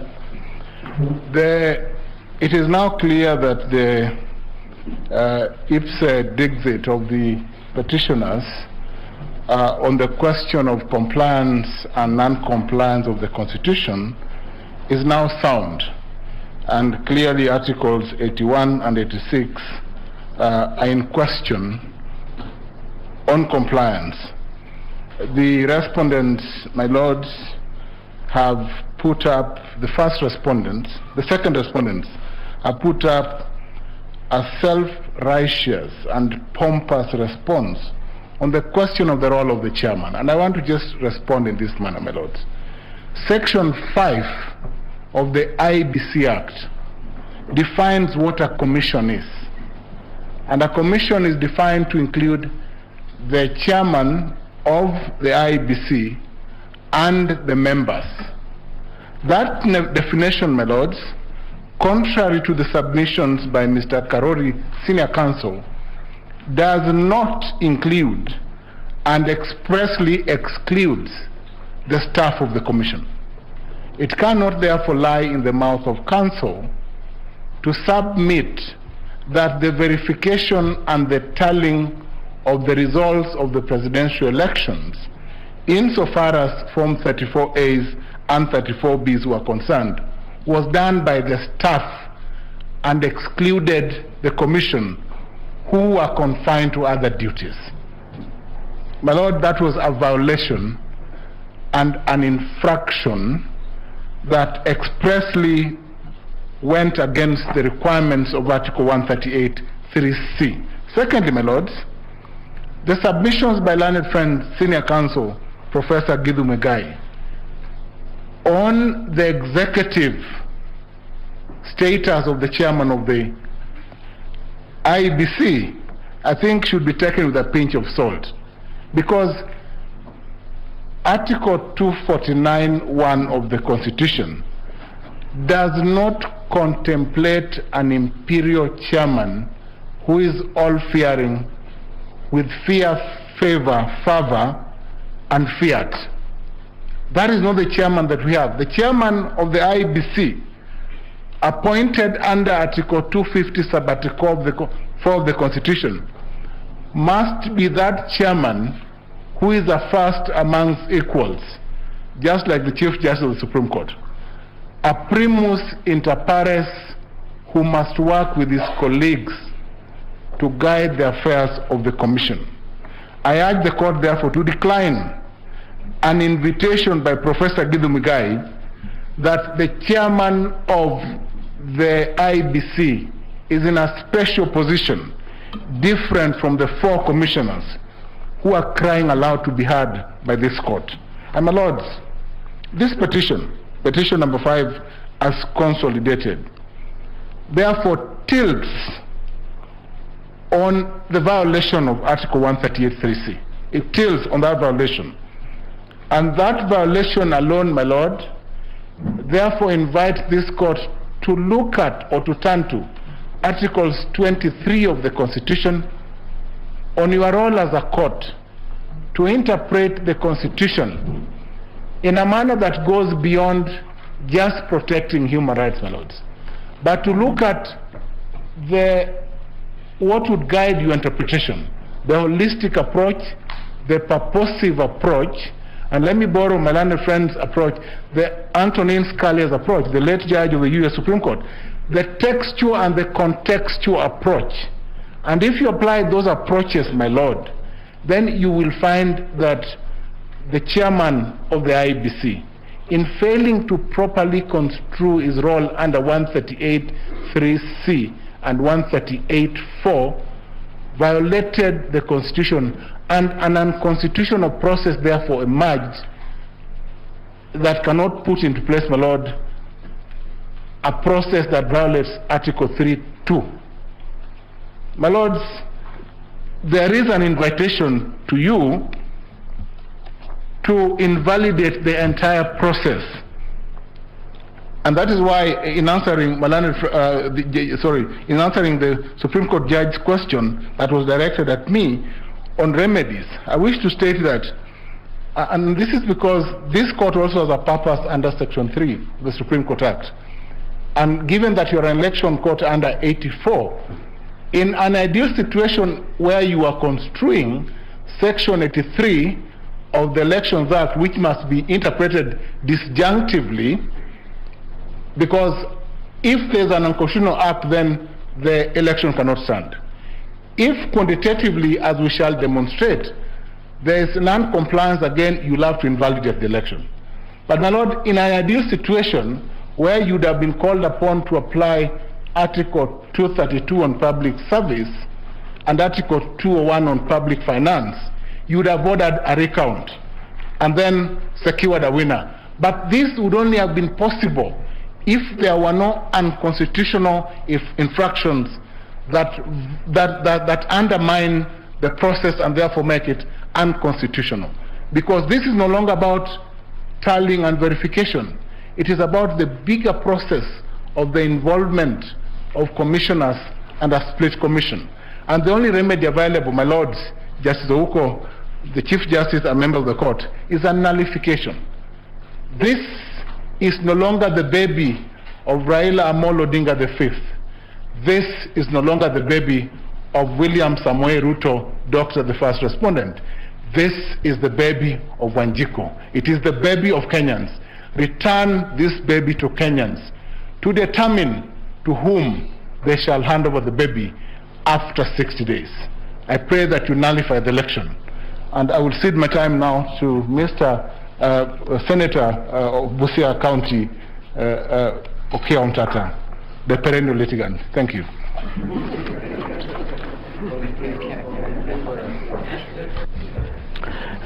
Distinguished honorable members of this court, I'll begin my submissions by requesting that my PowerPoint presentation be played. Just to respond on points of law.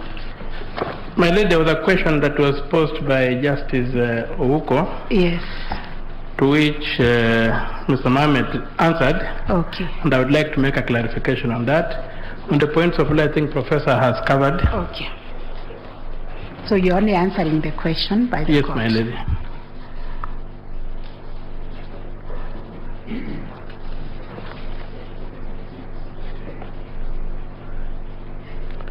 Could the time be stopped, please, so that...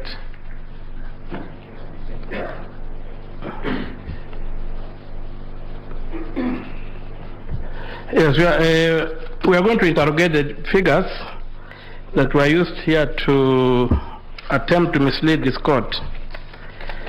I'll begin by asking the officer to play the slide number 6. That slide that contains results, when I looked at it, and my other co-petitioners, we found that the maths did not add up. And that for us was a smoking gun, because figures don't lie. So, and I would also ask the court to realize that the comments we made about that particular result have not been challenged. That when you add the totals for the individual parties, you don't get the total ascribed. But the total ascribed is available in the workings and the affidavits of the members of the commission, which means we are dealing with fiction. I would request that you go to slide number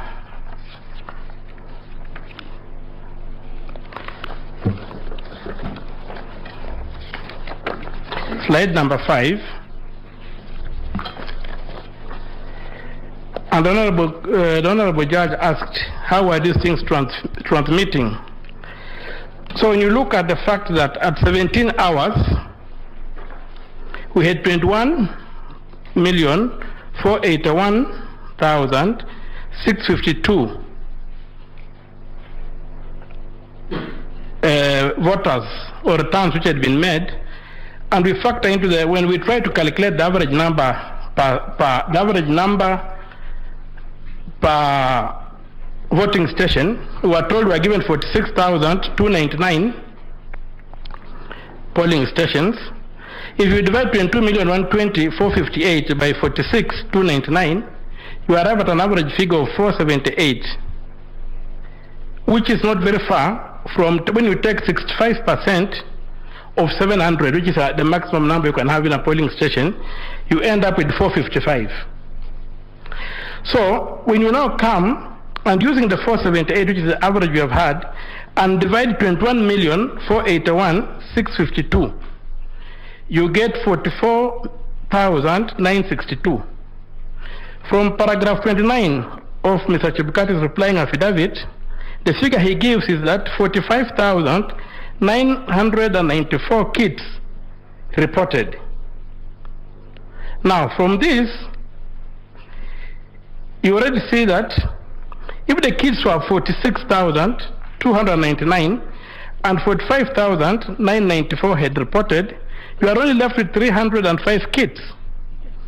These are kits which had connected, so the question of saying that these kits were looking for connection is not there. These kits were connected and they discharged their mandate. And you have been told here that there were some kits in Eldoret were pinging the same, we were sending results from Eldoret, I don't know from wherever, one kit being used. So at that time, you get that the 305 kits, which may not have had network, if you multiply that figure by the maximum number of votes available, you will find that the 700, if you multiply that, you'll get a figure of about 213,500 votes. That's the maximum that could be transmitted, not 2 million votes. And also, if you went by my working of 1,337 kits, then the maximum amount you could get is 638,806. So the KIMS kits that transmitted are not these ones that reported at that time. But the data, the fact that they held so much data was mined. So somebody could transmit remotely, mining the data that was already reported in these polling stations. And that's how the fraud happens. For the workings on slide number 2, you can clearly see that if we use the 21,481,652 as the baseline and the 12,065,803 as the baseline, you find these workings coming out, and you can see that 1.6 million votes are being submitted between 17 hours and 2045, and on and on. But most important, even if we were to buy the idea that they were connecting, you have got 508,647 ballots on page 3, slide 3, which transmitted after a period of 3 hours and 45 minutes.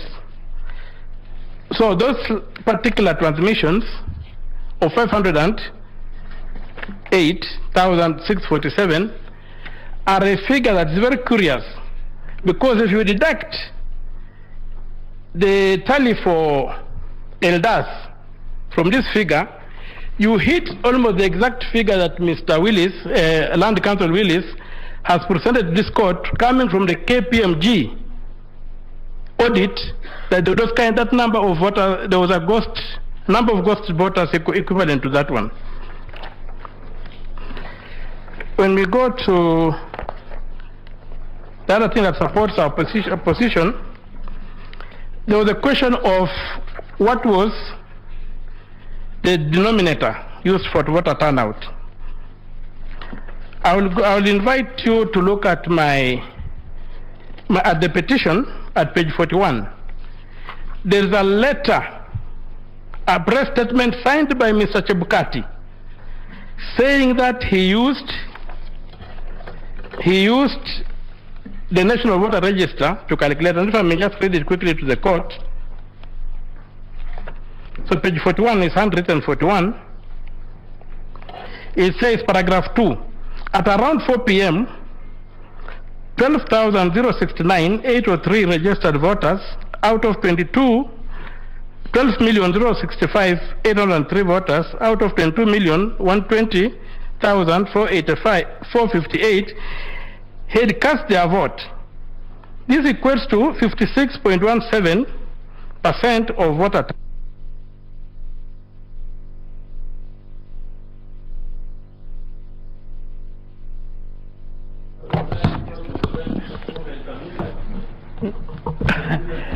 How much do you need? Because we have that right. Could we give you 2 minutes to finish? You will refer to the slides. So, when I look at that, you will find that there's no basis for claiming that the figure that claiming that the Kim's kits were used as the denominator. It's not possible, and it's not there. Also, I would like this court to take note of how the percentages are being played with. That's slide number 10. You will find that whereas the chairman is reported 12,065,803 people voted, who voted represented 56.17 of the total registered voters of 22 that. At paragraph 26 of the replying affidavit, Mr. Sunkuli, using the same number of voters, 12,065,803, but as reported by the chairman, but again it's a different number as a denominator, he arrives at the same percentage. So there you can see how they can play with numbers by changing the denominators and arriving at magical figures.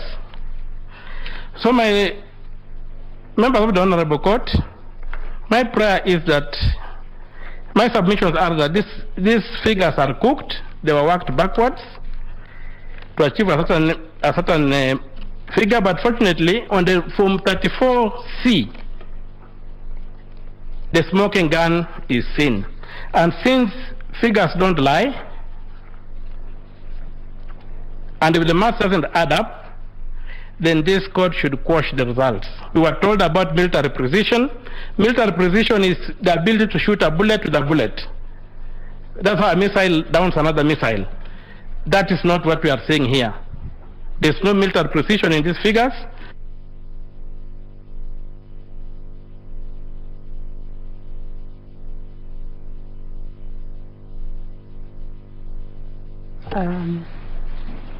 The last petitioner, 7th petitioner, Julia Nyokabiche and others.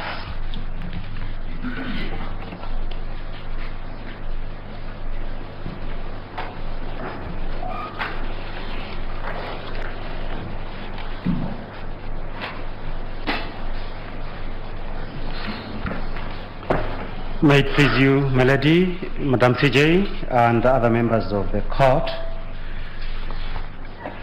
to go straight to the issue. I've had a lot of Shakespeare and other learned fellas. I went to public schools. I may not be able to remember anything about Shakespeare, but Madam CJ, besides a Greek philosopher known as Plotinus and Adam Smith, my favorite philosopher is called Karl Marx. And one of the most famous quotes that he made is this, that history repeats itself. First as tragedy, second as farce. Now, I go to my issue. Yesterday, Madam CJ, when I was listening to my learned colleague, Mr. George Oraro, Senior Counsel, I could not fail seeing the echoes of 2007 in what is happening today. Madam CJ, in 2007, the secretary to the commission, just like this year, was at the heart of what happened. The secretary was called Suleiman Chege. The secretary today is called Hussein Marjani. Same problem of numbers. The Kenya law reports would bear, and Mr. Isa Mansour is also here, that I represented Samuel Kivuitu and others when they were removed from office. Now, it turns out that, and listening to my learned colleagues, that just like in 2007, the person who knew why the results are like that was Suleiman Chege. Listening to the presentation yesterday, it also appears that the only person who really can tell us about these numbers is Hussein Marjani. Second similarity is that both Raila Odinga and William Ruto were at the heart of what happened in the year 2007. But that is not the more important point. The more important point is the differences. The differences were these. In 2007, and on under the constitution that was existing that time, the election was announced on the 30th of December 07. And the president sworn on that day assumed office. But the difference this year is this: after 15th courtesy of the new constitutions, on the 15th of August when the declaration was made, the person designated as the winner by Chebukati became president-elect. That's an important distinction. The second most important distinction is this: that the former constitution of Kenya did not have an equivalent of 138 of the constitution. There is that distinction today, which is what I was calling stage 3 of a presidential election. It was never there. The next issue was that in 2007, the presidential elections were held by the High Court under its original jurisdiction and special jurisdictions of elections. This one comes to the Supreme Court, and the basis upon which that is done is on the basis of Article 140 of the Constitution. There is no sitting president who will be appearing before you. There is only a president-elect. Now, my first petitioner, Julia Chege, asked me, because there was a subjective question that was posed in her view by Judge Smoky Nwanjala, that how come there was no protestations by these people when they were being given domestic chores? According to Julia Chege, who had to resign from her university job as a lecturer, there is something that needs to be understood. That for 99% of the human population, you want to follow the natural order of things. You don't disturb things. You let them things as they are. So that to Julia Chege, it is important that the court must understand that from your point of view, a lot of you, and she knows that history, have had a previous opportunity to stand up for something, an opportunity to say no. Not everybody has had that opportunity, and therefore the 4 commissioners for ultimately on the 15th having the courage to have something to stand for. They are heroines and heroes of this country. We come now talking about heroes to what my professor of criminal law and procedure, Dr. Gedhu Muigai, said. Dr. Muigai, looking straight to the face of this court, said 2 things. A, the problems in our elections is not IEBC, but the candidates. History does not support that conclusion. Second thing he said, B, Wafula Chebukati is a national hero. I don't have to say anything on that. Now, Madam CJ, there is the issue of the word independent, or in the designation of IEBC. The word independent, it is further elaborated by under section 26 of the IEBC Act. It says IEBC is independent, but shall be subject to public participation and to engage stakeholders in the discharge of its mandate. Madam CJ and members of this court, I flatter myself quite often that I have a reasonable understanding of Kenya's electoral laws. However, Madam CJ, listening to my learned colleagues yesterday, I had a lot of reasons to doubt whether that is true, if what they said is actually the true representation of the law. And in several senses, under Article 81, the election should be simple, accountable, accurate. But until yesterday, my understanding was this, that reference to the Commission and Article 81, 86, 88, and 138 of the Constitution triggers the image of Chebukati and 6 others. I've never imagined Marjani and other returning officers when we talk about the Commission. B, based on sections 10 and 11 of the IEBC Act, my understanding has always been that the Secretary of IEBC is the chief executive, the head of the secretariat, the main employee of the commissioners, who appoints him. But now it appears to be that for purposes of a presidential election, and we heard it from his lawyers, he's actually the main man. Was this what the Constitution wanted it to be? Welcome to the Republic of Kusadikika. I must agree with my learned colleague, Mr. Muthomi Kiethiankulu, that it would appear that since we did our elections, we became some kind of a terrestrial Kusadikika, and several questions arise. When, why, and how? When did this happen? It first happened just before midnight on 9th of August, when we retired to bed. One figure we ought to have had was not known. How many of us voted? That is the when. How did it happen? It happened because on the 8th of August 2022, Wafula Chebukati published that gazette notice that I had talked about.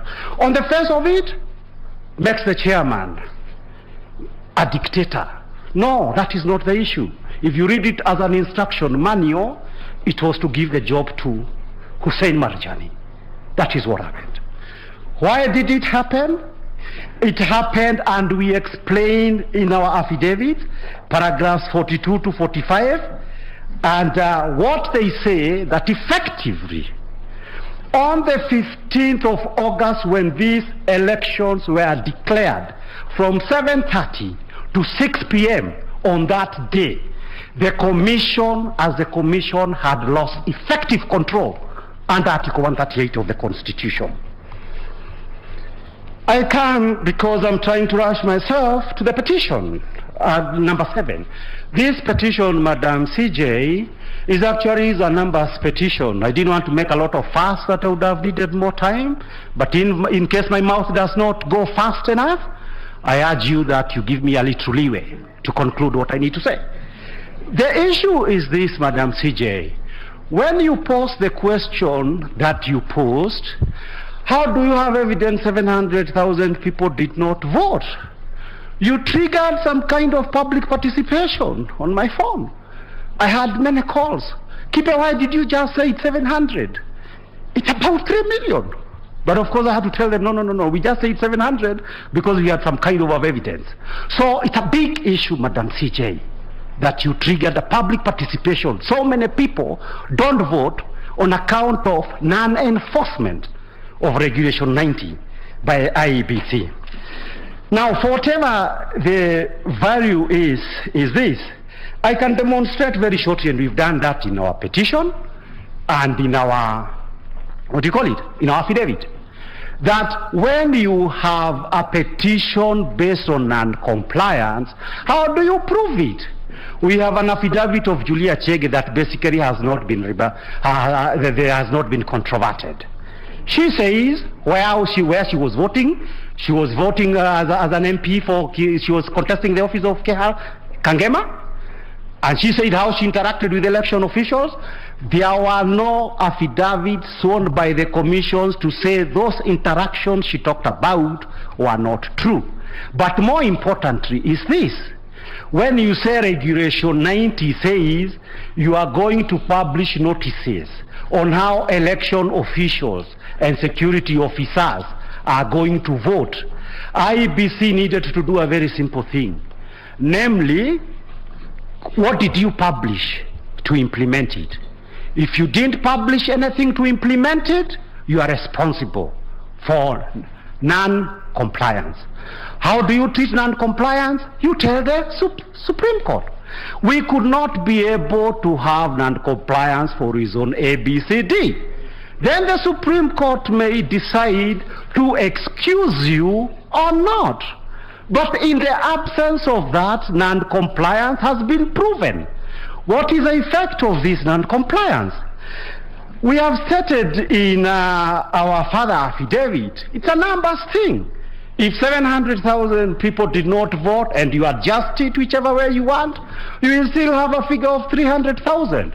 So the long and short of it, my ladies and my lords, is this: unless you excuse IEBC, and they did not ask you to excuse them, then you must find that the numbers in petition number 7 could have altered if those people had voted the results of the general election. And therefore, it is not permissible for anybody to be able to say, oh, it's a numbers thing. Petitioners brought no number. We brought numbers, and there was no response. We come to the issues of the issues of the procedure under Article 138. Under Article 138, that's one of the best done judgments that I've read. I've read it many times. It was written by Artist Judge Jouko was there writing it. Catherine Mantoinoti was there. He was my people master. One of the best written judgments. I've read it many times. But yesterday, it somehow appeared I don't understand these things. So I read one more time yesterday night. And I thought, I think I understand what it says. So it was violated in 3 major ways, my lady. Number 1 is this: issues of the voter turnout. The issues of the voter turnout until yesterday, I thought is usually settled before the elections through the gazettement of a voters register. For these elections, it was done on the 21st of June 2022 through Gazette number 7290. But listening to my learned colleague, Mr. Somane, it would appear that fairly educated people like James Orengo, Firoz Noroji, Paul Mwangi can actually write petitions, and they were told in open court they did not understand what is all this about Article 190. And I also shuddered that if they didn't understand, probably I also did not. The second failure is this. In short, I'm saying the register cannot be mysterious. If the register is mysterious, the election is not simple, does not meet the requirement of Articles 81 and 86. Number 2, the stoppage of the public display. I didn't hear a straight answer to that. Now that there was no straight answer to the issues of the failure of results, and the 27 were not read, that goes straight to the root of the procedure under 138. If that was not done, my lords, there is no way in which you can be able to say the election was valid. For a simple reason, which is this. When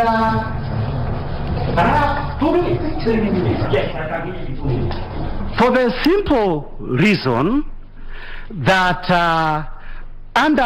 we were dealing with under Article, for the conclusion, the whole point about Article 138 is that the procedure must be concluded. If it is disrupted, you have to hold that Article 138 was violated. The next issue is this, the third one. We talked about the issue of effective control. If you are convinced by what you have heard, and we have gone through this in the last 2-3 days, that IEBC lost effective control from 7:30 on the 15th to 6 p.m. when the results were read, there can be no basis for this court to say anyone was validly elected as president of Kenya.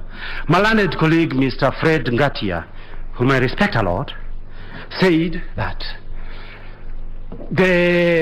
William Ruto won these elections fair and square. That expression, fair and square, to my mind, comes from, as I understood, the famous judgment where Judge Madan was in the Githunguri case, where the basic point was this, that certain issues may happen that may make even a person who on the face of it could have been liable for criminal offenses not to be properly tried. And therefore they said it makes any convictions to be bad in law. You do not have a fair and square deal. Under Article 138, Raila Odinga, the other surrogate petitioners, they need a fair and square deal, that their votes were not enough. Finally, my lady the Chief Justice, Article 138 must not die in your hands. We are most obliged.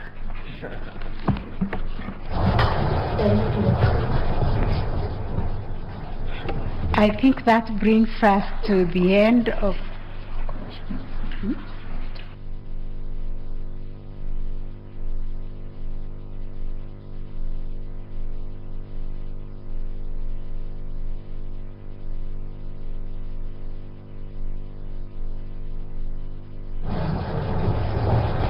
Yes, that brings us to the end of rejoinders. We are looking at Senior Counsel Mr. Mwite, but we know very well your clients were respondents. It was only for the under representation that we allowed them to come just after the petitioners. They do not have a right of rejoinder.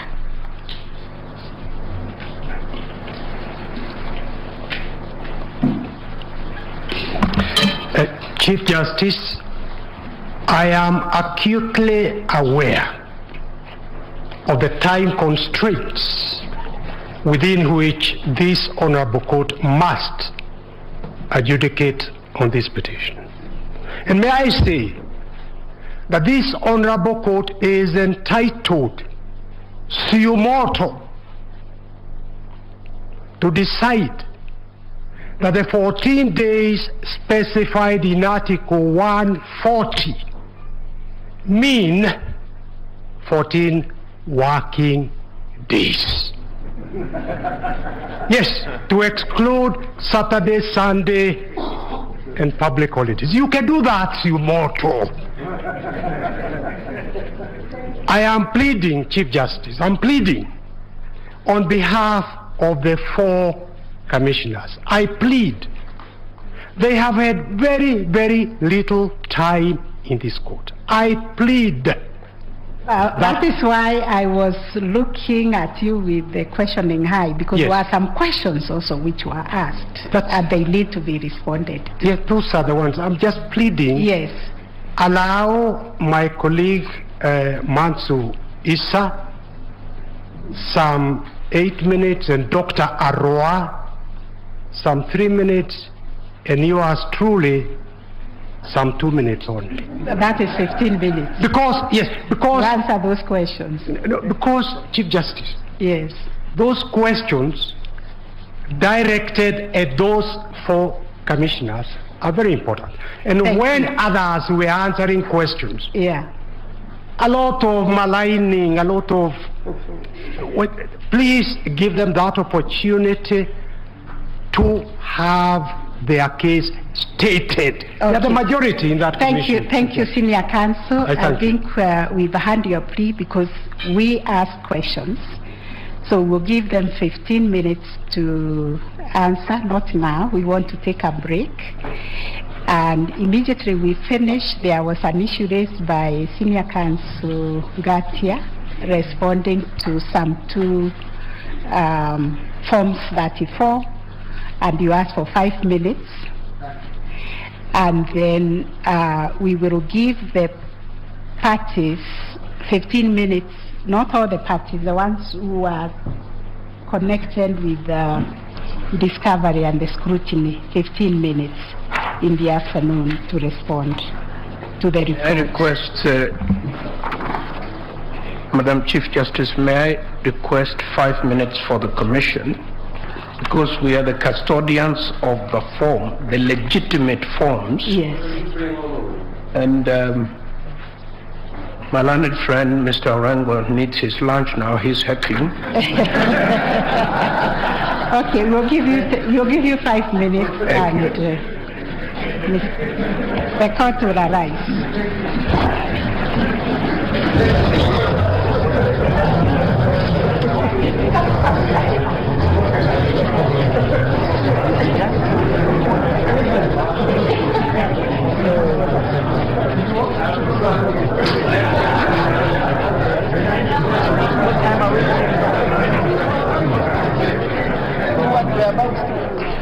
Well, there you have it. It is the live pictures from the Supreme Court. The judges have retired for a couple of minutes, and then they will be back for the last rejoinder. Remember, it is the third day of hearing, and the last being the rejoinder day, the hearing before the 7-judge bench.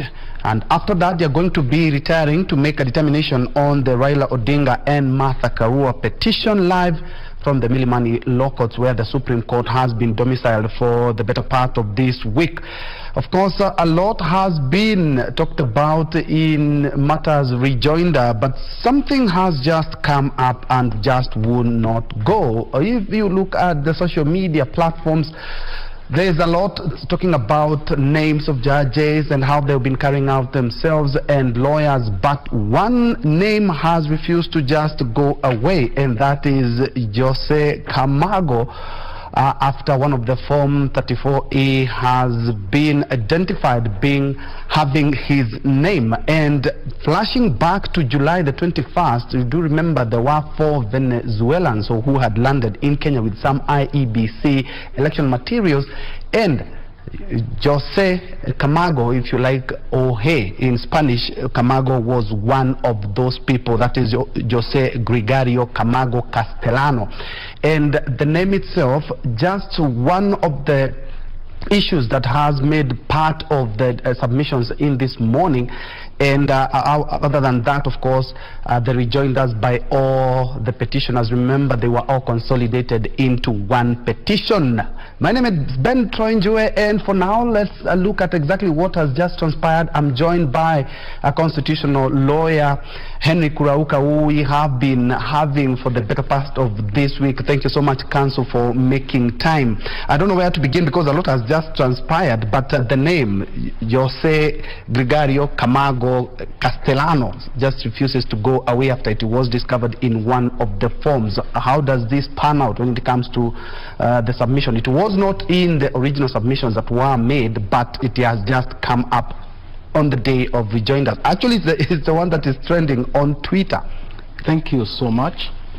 I think that is a very triable issue that has arisen because it touches on integrity of the information, the results, and it is an issue that the judges should determine.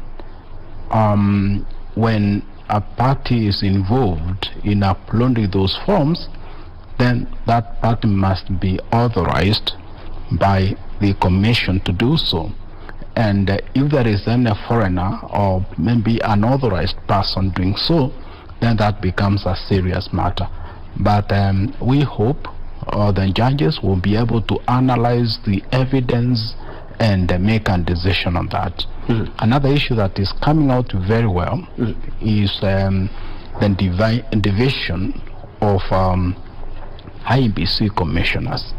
That is another very serious issue that has arisen, and which we expect the honorable judges to make a decision on, because on one side, I remember my lecturer, Professor Gidu, saying the commissioner did a fantastic job, but on the other hand, the petitioners are saying he did it alone. He shouldn't have involved the other commissioners. So we need now the honorable court to render a decision, an opinion as to where the role of IBC as the commission ends and leaves the chairperson to announce the results, because it's a process. You know, there is the issue of counting, tallying, verification. That is squarely the role of IBC pursuant to Article 138, subsection 3C. But when you read Article 138, subsection 10, it is the chairperson to announce the results. And another pertinent question that has come up regarding why the chairman of the commission, Wafula Chebukati, indeed they've talked about there was some violence and some chaos, to the point that they even presented a video in court to support that. And the question was raised by one of the judges, that the commission chairman had a day to put his house in order, perhaps try to reconcile with the 4 commissioners so that they may come up with one cohesive report, and that is to announce the presidential result. And also something that has also come up is that they are questioning or quizzing why Kenyans were glued to their screen. But unfortunately, there's a time that came that the results the portal they stopped displaying those results. There are some of the issues that are going to come up.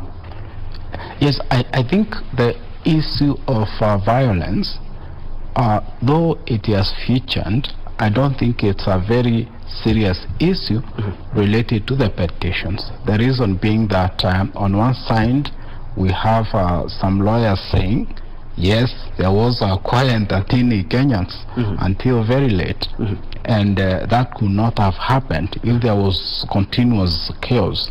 Others may argue that yes, there was some chaos, but they did not last for long, or they did not substantially affect the work of the chairman. It's unfortunate that there are some, IBC officials were injured.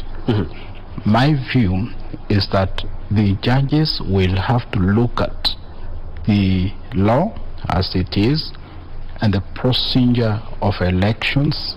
Was the tallying, verification and counting done within the law? If the answer is yes, then they will ask, was the elections free, fair and transparent as per the Constitution and the Election Act? If the answer is in the affirmative, they will proceed to validate. Remember, the jurisdiction of the Supreme Court is derived from our Constitution, which gives the court the singular mandate to determine election results relating to the presidential elections. And as one lawyer rightly put it, like for example in DRC Congo, the Supreme Court proceeds to even validate the results even without a petition filed. So you can see how many countries have placed the court in that respect. Of course, there are many other aspects relating to the election that the Honorable Court lacks jurisdiction. For example, the orders that Moses Kuria was requesting were completely out of the jurisdiction of the court. The issues like violence, unless they touch on the integrity and they affect the final results of the election, those become issues. Some issues that have arisen and have been raised by various parties are not issues for this honorable court. They can be raised to the police, investigations can be done, action can be taken. Other issues should emanate from other courts.